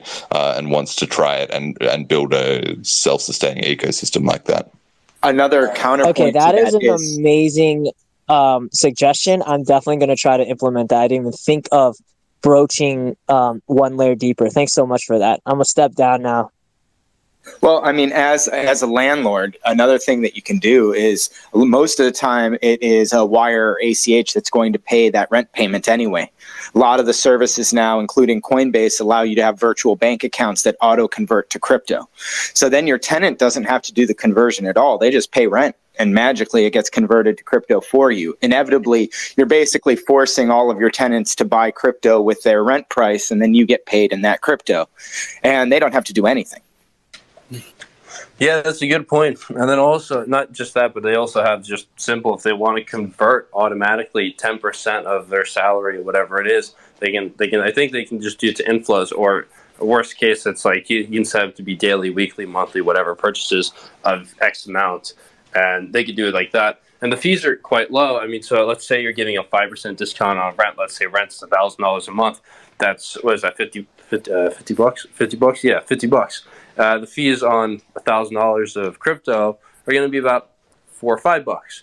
So there you go. That's $45 that they're able to save, just as a rough math example. Now the numbers are probably a bit higher, and so with that, they're just getting even more savings there. So it's always something else that could be suggested potentially. Another thing that's important to note is that it's a lot easier for someone that's in a service-oriented job to take crypto than someone that is delivering a tangible good, because the tangible good has upstream costs that they probably had to pay in dollars. So they're trying to recoup dollars. Whether service is a trade on time, it's a lot easier to convince someone that just an hour of their time, if they didn't have expenditure, can be paid in crypto. So if you're talking to a massage therapist or someone that cuts hair or somebody that is doing something that doesn't require that initial investment, it's a lot easier to convince them that crypto is something worth exploring. Absolutely. Narain, I've seen you had your hand up for a little while there. Okay. Hello, everyone. Awesome conversations. Like, I've been listening. So, yeah, I'm just going to add on to what I think Pantom said regarding inflows. So I guess we have all been doing great jobs, like awesome jobs from the education, from the adoptions, merchant adoptions, and then pretty much like everything in Bitcoin Cash works. But then I guess where we should like put more focus is when it comes to, let's say, inflows. Like, let's give people more options, like to spend Bitcoin Cash. What I mean by this is, I mean platforms. You understand, platforms, or let's say products that people will be, let's say, not really forced, but then people will have to use Bitcoin Cash to, let's say, make purchases on those platforms. What I mean by this example, we have, among all the other cryptocurrencies out there, definitely Bitcoin Cash works. This is no lie about it, because all of them are just claiming to be working, but then none exactly works. Like, imagine we have platforms like Read.cash, Noise.cash. You can buy something from Amazon on Pursue.io. A lot of platforms, uncountable. These platforms are all working on Bitcoin Cash, but then I guess we just still have to like do more so that we can reach out to, let's say, other part of the countries, other part of the world, so that people will get to know about this. What I mean by this is, okay, an example now, when we talk about Sonny talking about India, and then let's say the other African countries, definitely no one in those countries will try to use BTC. No one, because let's say someone is trying to buy something of $10. How will he use $15 for fee? Do you understand? No, it doesn't work that way. No one. It's better for him to use his fiat, because there's no difference. So, but then with Bitcoin Cash, definitely is just the great option. So, example, like one of the things that we have been trying to see we solve in that region is trying to bring inflows. The example now, what I've noticed is, from the numbers of users that we have onboarded on Read.cash and Noise.cash, okay, these people have been getting tips, these people have been earning Bitcoin Cash through their writings. But then, come to think of it, how do they spend the Bitcoin Cash? What is the Bitcoin Cash used to them? Okay, let's say we don't have that much merchants, we are working on that, but then, okay, how can they recycle those Bitcoin Cash? So I think of now, if you don't have, imagine something like Binance, platform like Binance works in, let's say, almost most of the African countries. But then if your BCH is not up to $10, that means you cannot transfer, you cannot swap your BCH to maybe USDT or the native currency. So does that mean that your $5 worth of BCH is useless, or your $2 worth of BCH is useless? That kind of a thing. So this idea came to me to build something we are working on right now, PaySat, because I'm very sure in the few coming months we will be done with it. So we have like reached some, trying to see how we can tackle some problems that we have encountered. So what actually we are trying to do is, let's use you should be able to use your small satoshis, that maybe let's say $2 worth of Bitcoin Cash, $1 worth of Bitcoin Cash, and put it to good use. What I mean by put it to good use is, example, with your $1 worth of Bitcoin Cash, that's, let me say, if you can convert it to Nigerian naira, that's approximately 500. You can be able to buy your airtime, mobile data, you understand, which a lot of people use $1 mobile data in places like Nigeria, Ghana, Rwanda. A lot of people use $2 worth of mobile data. So imagine if you have $1 worth of Bitcoin Cash. That means on our platform you can be able to use that $1 and purchase something like your credit card or your mobile data or your airtime, that kind of a thing. So that's quite what we have been working on right now. So, but then we are going to add more features to it, such as, let's say, gift cards. Now, if you look at it, gift cards, I think it's only platform like CoinGates that accepts BCH. Bitrefill doesn't accept BCH, I guess, maybe unless you use Coinbase, but then Coinbase doesn't work in Nigeria, that kind of thing. So you see, there's a problem. But so we are trying to make this actually work, but then in also a decentralized manner. Like we don't need you to sign up. We don't need to collect your name, your email address. All you need to do is visit the platform. You enter what you want to make purchase directly. When you press the purchase the pay button, it automatically comes up with your bitcoin.com wallet, and then you slide to make payment. Your Bitcoin Cash is being sent, then your mobile data or your mobile airtime gets credited. So basically, that's how we are trying to work on that, and we have just released the beta. It's not out yet there, but at least we are testing it to see everything works fine, so that we will also scale it to other countries as well. Naran, they use Alpha Top in Uganda. You heard of Alpha Top? Yeah, Alpha Top works. I've tried Alpha Top, but then this is it. Alpha Top is not fast. Do you understand? Like I'm trying to, because we have, before we come up with this idea, I've tested, let's say, almost all of those platforms. We have put them to test to see how those platforms work. If you go on Alpha Top, there is tax. You understand? Alpha Top tax you.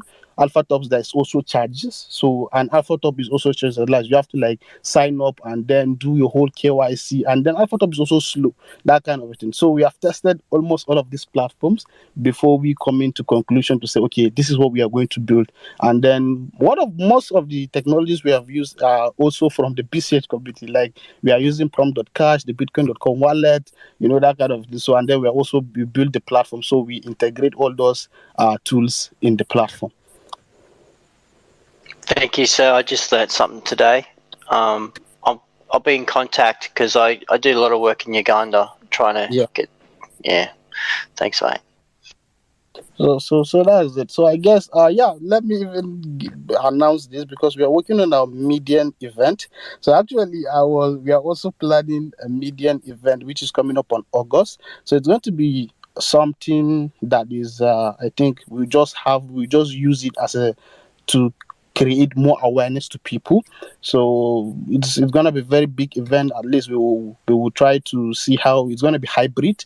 We love most of you guys to be here, and in the coming weeks we'll be sending out invitations. We'd love to have people like Roger and then a whole lot of people from the community to speak at the event. It's going to come up on August, and then the announcement and the website will all be ready. We'll all be posted at the BCH Nigeria Twitter handle. You guys will love to see it there. So that's all. We are planning to have a marketplace, a whole lot of just top global people from the Nigerian crypto ecosystem will be there. A lot of people. So we're trying to take that opportunity, and this event will be hosted by the BCH Nigeria. So it's going to be an opportunity whereby we showcase what Bitcoin Cash is all about, get people from the Bitcoin Cash community to talk to people in the country, to talk to people, about the services, the exciting things happening in the Bitcoin Cash community. So I think this is going to be so far the biggest event in Nigeria, because our target audience is 1,500. So we are trying to, let's have something very qualitative, but then at least we'll make noise, something that the whole country will be aware, okay, this is happening, something that is happening. So we will invite top global speakers to the event, and then details about the event will be out very soon. Very soon. That's awesome. Very excited to see what's going on with that.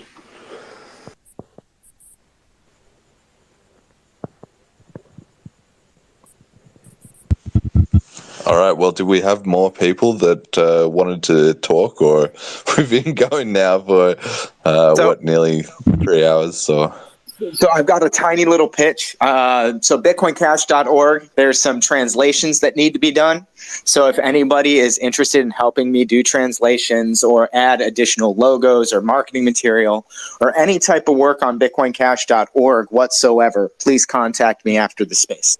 What languages do you need, out of curiosity? I have a portal that has all the percentage breakdowns. We have a project on Crowdin, and that's linked to on the bitcoincash.org homepage. There's a link to the Crowdin translations page, and there's like 100% for a few languages, 98% for some languages, but for instance, the Korean translation's way out of date, and I want to get all of the most current content up there, and there's some translations that include smart BCH content and a few other larger editions that will only go live once they're translated.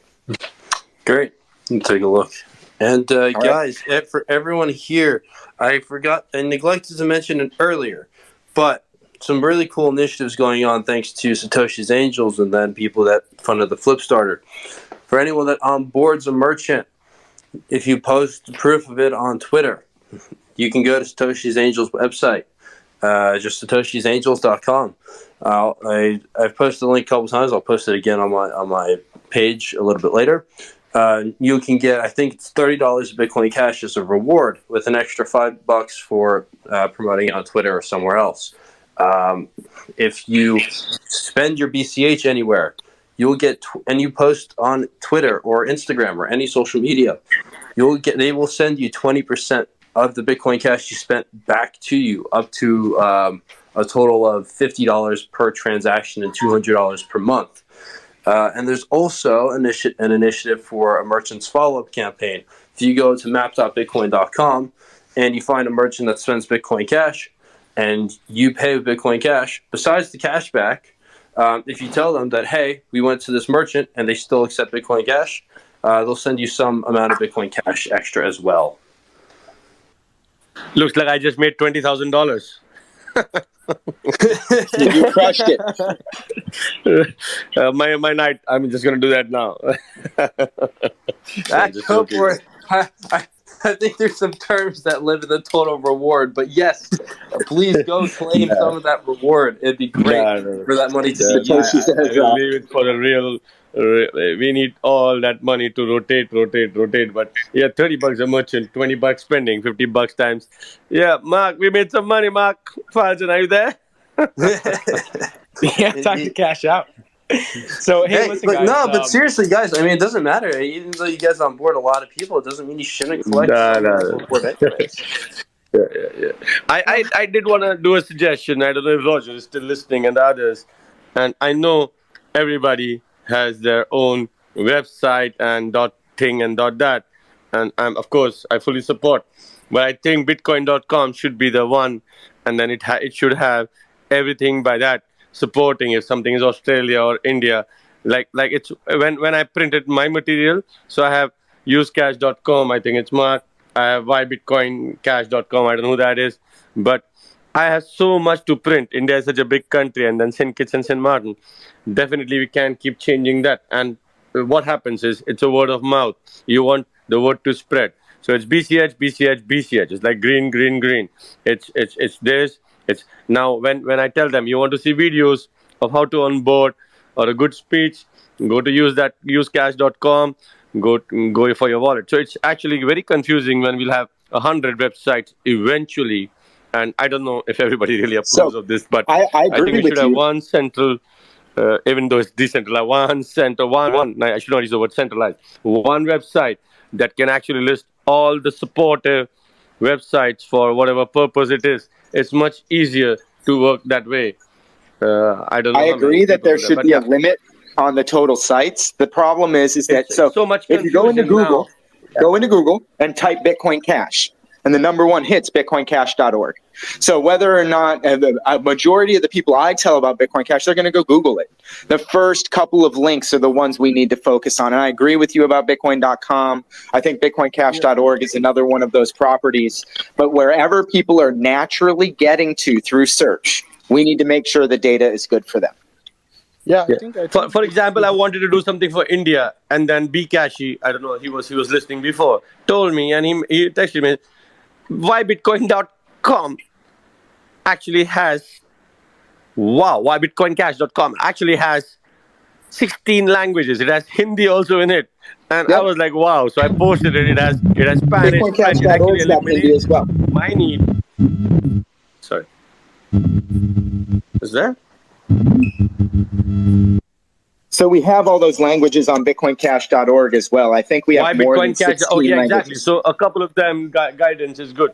But if everybody's going to come out with a website and guidance, it's just going to create a lot of confusion for new countries, new onboarding. At the end, we are all one. It's BCH, right? So focuses should not change. And I just believe that we should find a way how we will all together as a team in the next discussion discuss why we should not create any more websites out of the whole thing. Yes, the more the merrier, but then the more promotion they do, I promote mine, you promote yours, Francis, no, one. Let's focus on one. Let's push one together. Easier. I do somewhat agree with that because I agree with you, Sonny. I think we should just let's focus on bitcoincash.org because like that's where you get most of the information. So let's just update any information we have on Bitcoin Cash, any recent information, any recent tool or services being built.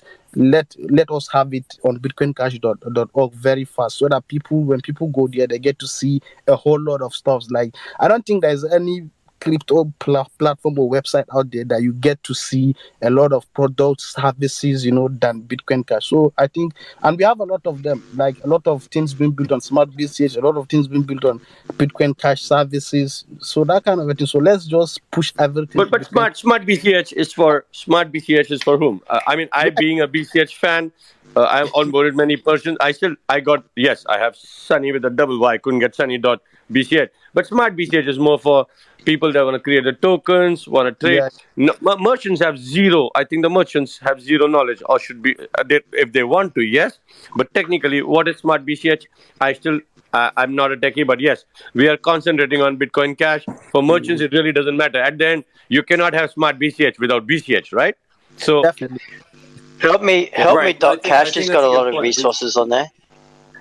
Yeah. I mean, what we should do, merchants focus on BCH, the main chain, and then it's just the cherry on top. The fact that we have tools like Smart BCH that can be introduced down the line if people are interested. But definitely focus on the main chain first. Not hit people with a million ideas at once because that becomes very confusing. It's not very targeted. It's the same thing with websites. Sherry, your hand up, please.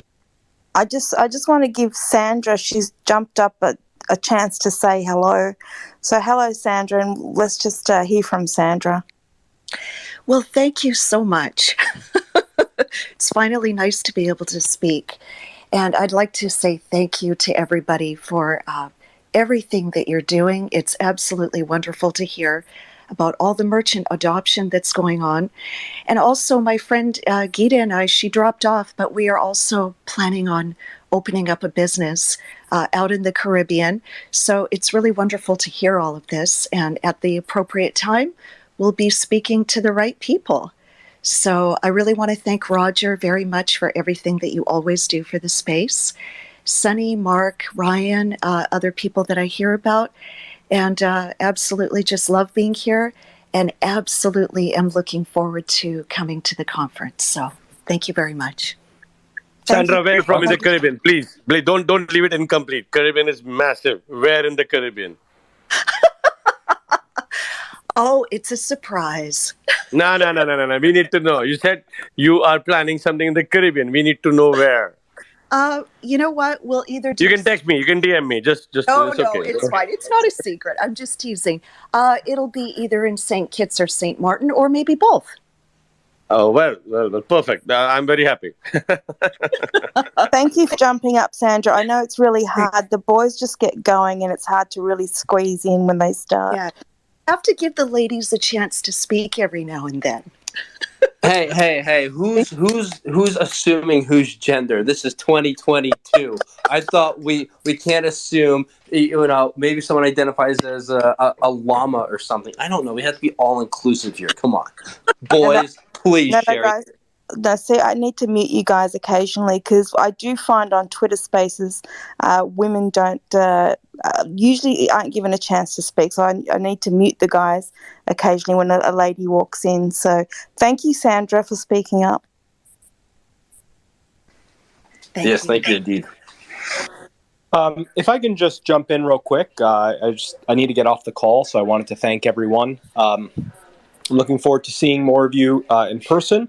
Two little things I'd like to say. One, I have some software I've been building behind the scenes. Some of you might have heard a little about it.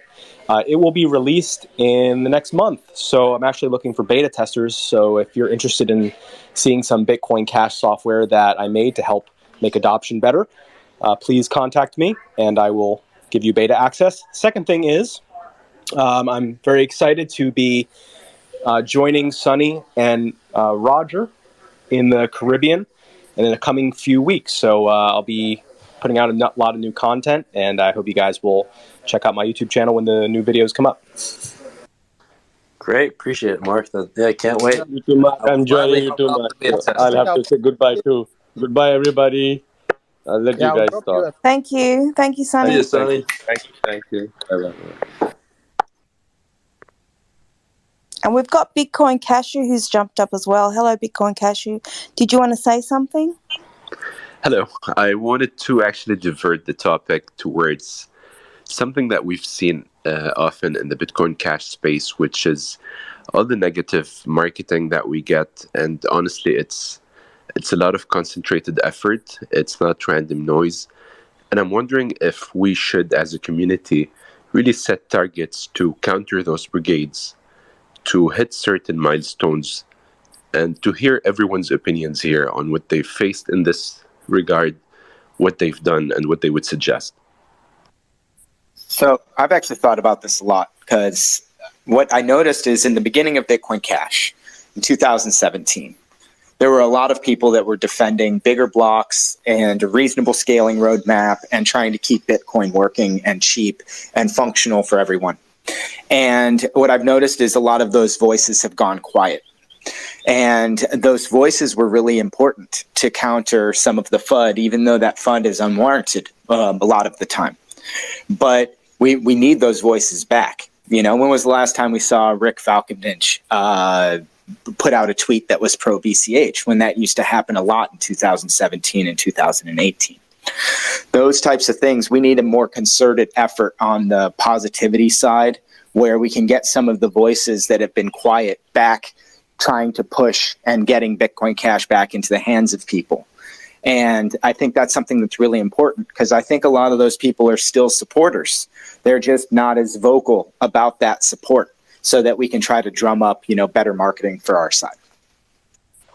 I think the main thing to focus on, from my point of view, is essentially that the online chatter or negativity or whatever is, you just kind of got to ignore it, because what actually impresses people is things like the massive amount of merchant onboarding, or if we have a really great conference at the end of the year, because there was just that classic moment, which has been replayed a bunch of times, when all those BDC people were arguing with Mark Cuban, and he just came out of nowhere and just said, yeah, but did you see what Bitcoin Cash is doing in the Caribbean? And so people do take notice of things that are real, where it's actually happening. And of course we can do whatever we can to spread that around. But I think trying to fight online slander and whatever, on the same terms, is a losing battle, because it's so easy to just spread around around Definitely adding not fighting it. We just need positive voices. We need more voices talking positively about Bitcoin Cash. We need more Kim.com and Roger and those types of voices, but we need more of those voices that have gone quiet over the last couple of years. It's not about arguing with the spammers or these bots or whatever it is. It's about just making sure that the message of the adoption and all the positive work we're doing gets out to the largest possible audience, because the media doesn't cover it. Agreed. And to be frank, it's easy to ignore the noise, and that's probably not what I'm focusing on. I'm focusing on the big billboards, the ones like the Wikipedia BCH page, for example. These ones are actual hurdles in both adoption and in research. When people try to research the coin, it could be the censored platforms such as our Bitcoin, for example, or those are the largest billboards that we need to perhaps concentrate our effort, our network effect, to see who do we know in real life, to put on some pressure on something like Wikipedia, for example, to be more transparent or to be more unbiased in their reporting, and so on and so forth. Of course, the random trolls and the random people commenting on Roger's every other tweet, those ones are to be ignored.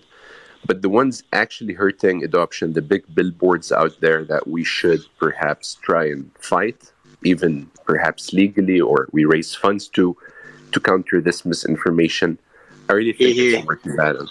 I agree. Anyway, it's just thoughts down the line, perhaps something for Flipstarter to be a campaign down the line. We'll see, but it's just something to keep in mind, because like it's crazy how every other person I meet who's into crypto, the second I mention I'm a Bitcoin Cash maximalist, more or less, they'd be shocked and they would assume I'm either a noob or someone who doesn't really know. They wouldn't really understand that. I'll be honest. I've had the opposite reaction in real life. In real life, when I talk to people and I say that I'm interested in Bitcoin Cash, if they aren't using Bitcoin Cash, I never get the FUD responses. I always get the why. And then when I explain it, they're like, oh, wow, that makes a lot of sense. I haven't really heard that purview before, because they haven't gotten that information in a good way online. But then it's more of a conversation. And I've never experienced actual negativity about the coin in person. I've only seen that online. I would say I've had both. So some mostly indifference, or to your point, they wouldn't really know what differentiates it. I sometimes have to take them through the whole story.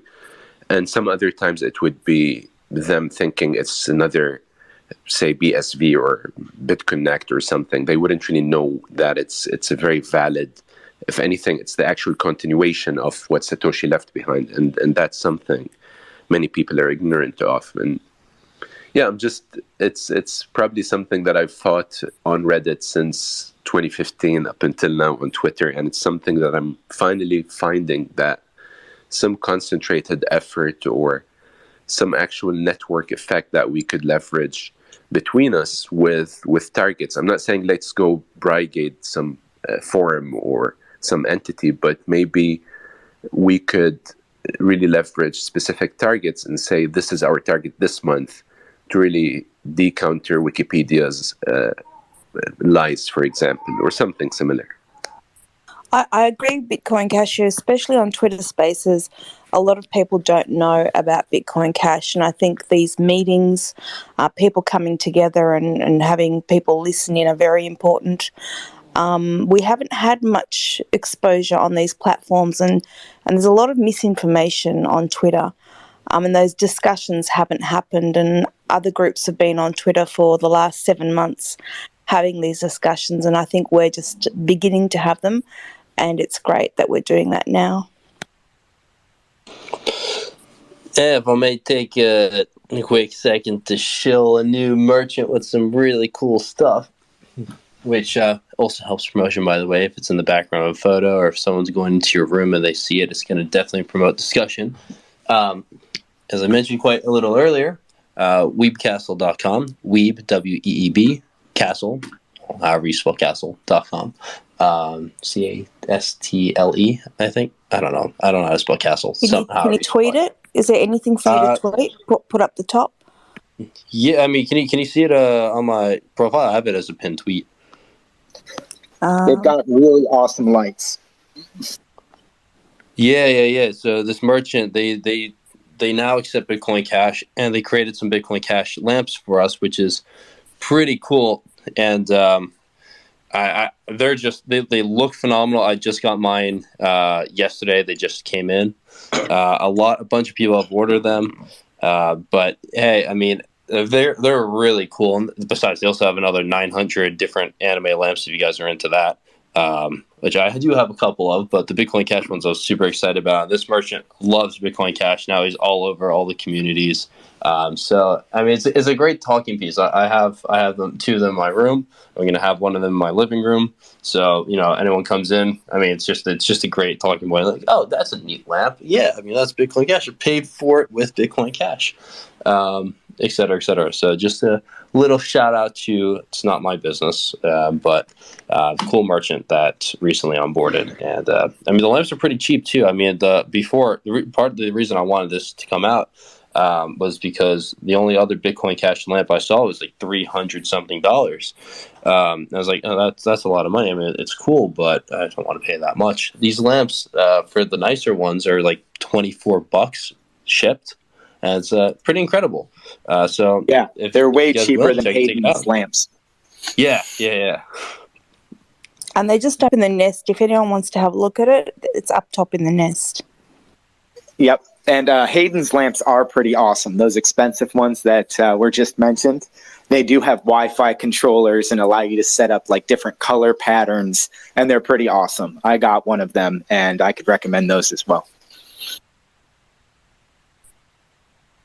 Yeah, I still have to buy one. They do look pretty cool. I would love to be able to control, and I just use I think it's called Home Assistant or something, so I can program it into my HomeKit home here. But yeah, just as a more affordable option. But they're also a little bit different. But that the lamp from Hayden's pretty cool. I think he released it a couple months ago. I mean, I've seen it pop up in a couple of places. Looks gorgeous. All right. We also had Raj for Truth, I think, got the speaker. Did you want to ask a question or say something? No, I don't want to ask any question. What I want to do is offer some advice because I really like the energy of this community. So I know everybody's enthused about Bitcoin Cash here. The message that I want to say is that we have to know the audience that we're speaking to in the marketing. So for example, a lot of you guys were frustrated because the messaging is not getting out, right? So if you think about it, if the world was logical, we would all get this libertarian ideals out and the world would be gravitating towards the Bitcoin Cash right now. Everybody would be buying Bitcoin Cash, right?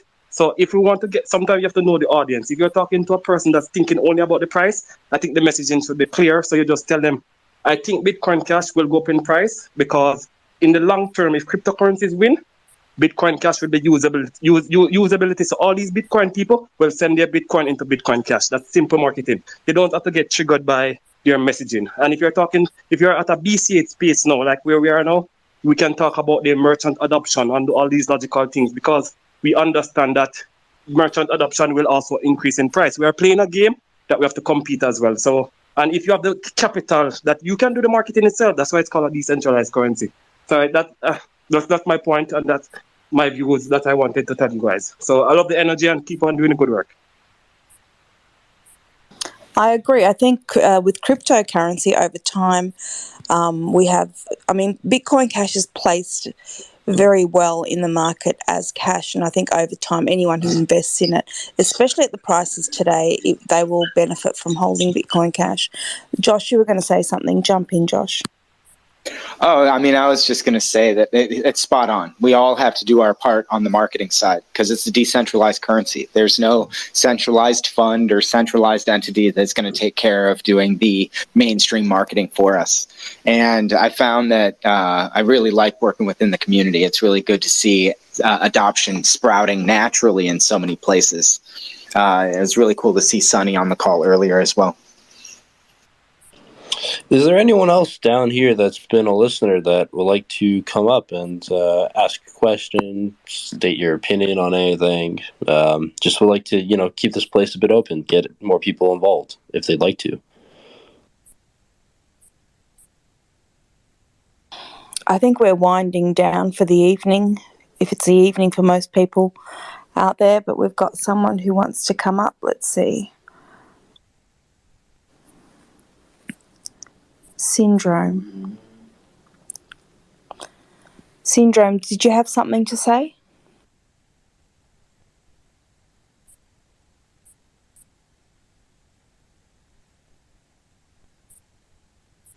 I'm just trying to add them now. There we go. Oh, can you hear me now? I think, yeah. I can hear you. I wanted to give a shout out to Open Bazaar. It's like a program. It's like a peer-to-peer marketplace to make Bitcoin purchases, and they did a flip starter, and they're trying to work on like website integrations, so you could just set up a store on a desktop program, and then you can share a link with other people to make the purchases from your store. It's like an online portal. I just wanted to do like a quick shout out. It's called Open Bazaar. I don't know if Roger Beer knows about that. It's a very old school, like it's been around a long time. Open Bazaar has actually been years and years, like at least probably 5 or 6 years. The project has existed, but it kind of faded out, or maybe they ran out of money or they needed to reorganize. I think maybe some of the original team moved on or something, but it's good to hear that it's still kicking, and I would be amazed if they did start it up and resurrect, because there was a lot of good work that was done on that, but I think probably part of the whole block size was just another thing that kind of crashed and burned in all the other chaos that's going on. Like I said, I just wanted to give a shout out because it did get abandoned by the original company, OB1, and then they got picked up by Mobaza. So that was just one of the guys who had a search engine for Open Bazaar. They ended up taking over the project, and they released a new version. And I don't know. Hopefully, I'm going to start sending out tweets of their flip starter that they have up, and they have a Telegram too. But it's awesome that the project's being revived. I don't know much about that team, but the whole concept behind Open Bazaar is epic. True peer-to-peer sales environment and e-commerce environment. So I'm going to definitely dig into that. That sounds exciting. All right, it's great for drop shippers. Drop shipping. I used to drop ship on Bazaar. Yeah. But we're trying to bring that back. Awesome, man. I'll link up my shop to it.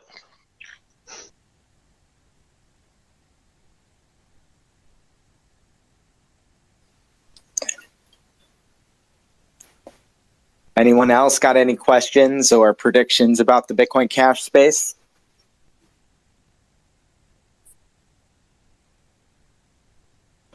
I'll tell you this. I'm very excited to see the collapse of Tether, because when that does, so will Bitcoin, Dogecoin, and a bunch of these meme and big currencies that their prices are being propped up. Shorts on BCH being funded with Tether and otherwise.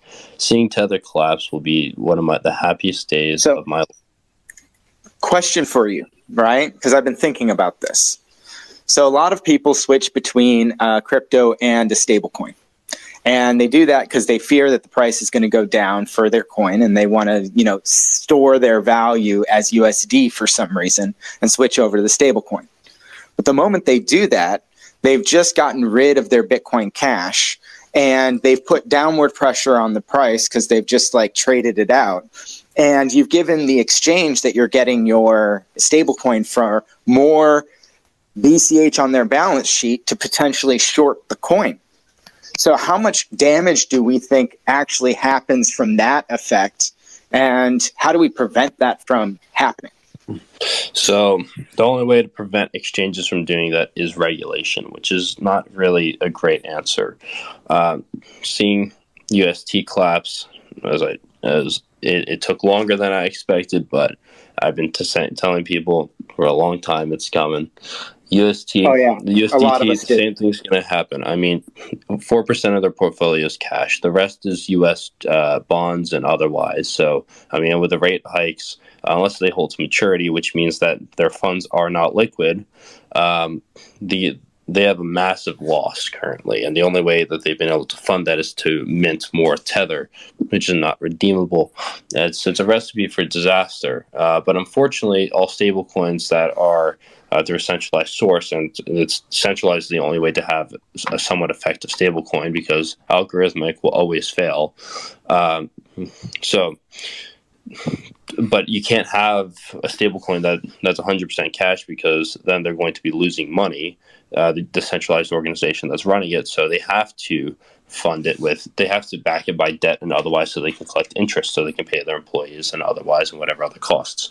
So as to what effect would a collapse of Tether have on BCH and otherwise, well, initially it will have a downward effect, because Tether is the largest trade, is the number one trading pair across all crypto on all exchanges.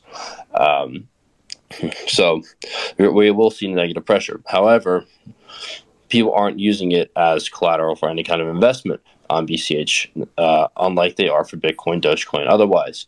So seeing the collapse, you're going to see a price drop across crypto, but you're going to see bigger currencies like Bitcoin, and you're going to see other currencies like Dogecoin, where this is a lot more typical, see a much bigger hit.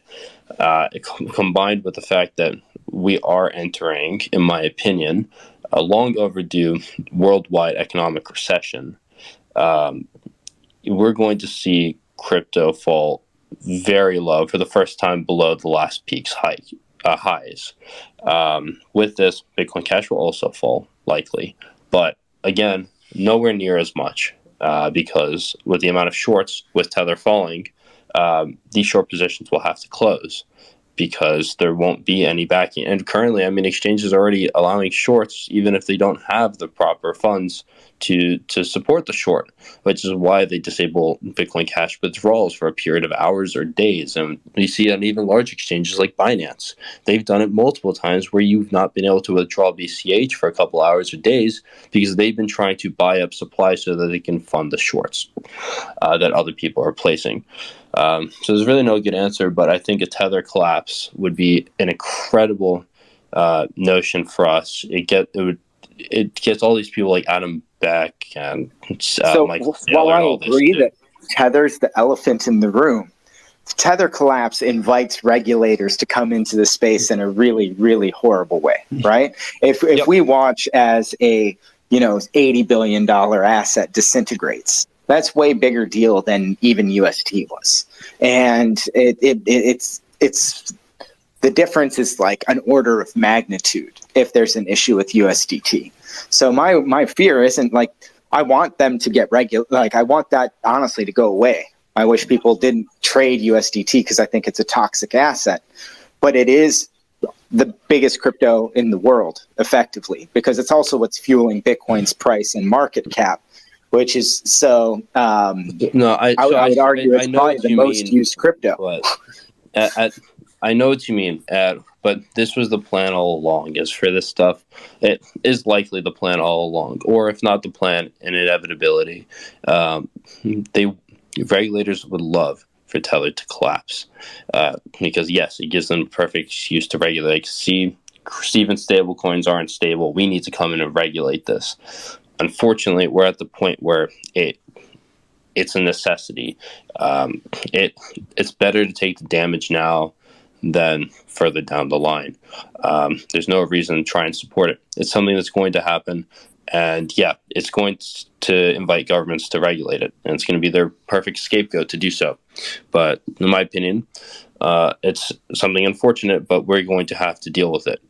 It's already here. It's already going to happen, or it's coming, and there's no point to supporting it longer, like, for instance, the U.S. and world governments have done by funding stimulus checks and otherwise, instead of shutting down the economy. They're just simply trying to push off the economic collapse that's coming. And what we're going to need to do as a community is, if that time does come, we're going to need to step up and shine, saying that this needs to be used as a currency first. Buy and replace, or spend and replace, whatever. But it's going to invite regulation. It's going to make things a lot harder for everyone. But it's something that, in my opinion, we're going to need to deal with either way. And it's better for it to happen. Well, it's one of the strong points of Bitcoin Cash is that it's an actual decentralized currency. There isn't a single team that they can go after, and all of a sudden there's no Bitcoin Cash. There's no central entity, and we've already gone through so much as a chain between the different splits and arguments and things that have happened on the big block side. We're a lot more resilient to that stuff now, which I really appreciate, because when the regulations come, any of these more centralized coins with centralized dev teams, the regulators are going directly for those individuals, right? And I always look at it as the people that would need to be involved. And Bitcoin Cash is well insulated from some of that, which makes me pretty bullish about the rebound that would happen if that stablecoin market were to disintegrate and hurt the market. I mean, just look at BCH would Bitcoin bounce back. trading volumes. Like, if you look at trading volumes across the entire blockchain, across all cryptocurrencies, I mean, Bitcoin Cash is almost always at or above, was it like 50% of its market cap? Whereas Bitcoin and otherwise, their average trading volumes are about 1 to 2%, maybe up to 4% on a heavy day. And you look at Bitcoin Cash, even though we're like the number 20th market cap currency, we have trading volumes higher than the number 5 currency. We have trading volumes higher than BNB. I mean, by multiples. I mean, their trading volume over the last 24 hours is less than 800 million. Bitcoin Cash is over 2 billion. And BNB is the number 5 currency right now in terms of market cap. So people, it's being moved and used a lot, even though we don't hear it. And so seeing a collapse of some kind of asset that's propping up prices and holding ours down, trading volumes on Bitcoin Cash are not going to change, because we already have the majority of the trading that occurs not on a BCH USDT pair, it's on a BTC BCH pair. And so people are going to be moving out of one and trying to go to another. So that's just my opinion, but I think we're very well positioned, as you were saying, and I think we can continue to strengthen that position as long as we promote the message that, we are cash first.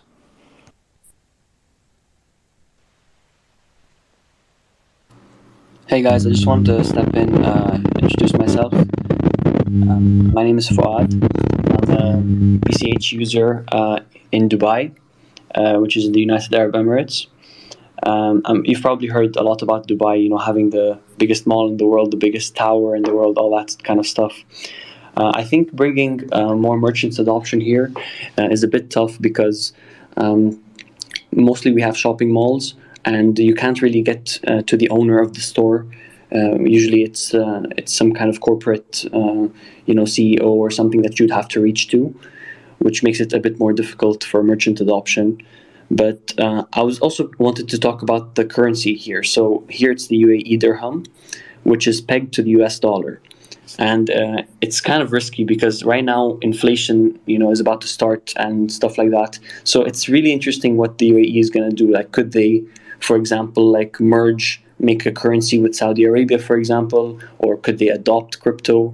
Lots of different things going on over here, and just was talking about that, just the other day with a friend. So I think BCH is amazing, and it's more about the people. Like, I really believe that this community that we have here, it's people that use Bitcoin Cash, not governments, at least for now. In BCH. In the UAE right now, they added 5% VAT taxes. So that was in 2018, and before that it was like completely zero. And now there's a new law that they want to make corporate taxes as well, which would be 9% starting next year. So I think once the governments step in too much and won't allow the free market to operate, it will really be an even bigger push for people to discover BCH and get out of the fiat system. Great points. And yeah, I'm going to check out everyone. It's super late where I'm at by now. But thanks everyone for the space. I really enjoyed it. Thanks to everybody who contributed. And good night, everyone. Good night. Thanks Wonderful. for Good jumping night, in. guys. Good night, everybody. And should we close down? Or Josh, did you have anything more to say, or do you think we've come to a natural end? I think that we could probably wrap it up at this point. Okay, guys. So thank you, everyone, for joining in and contributing, and everyone who's listening. So we'll say goodnight until the next time. So look out for the next Bitcoin Cash Hangout or meeting that we'll probably advertise. And thank you again, everyone. Take care. Love you all. Bye, everybody.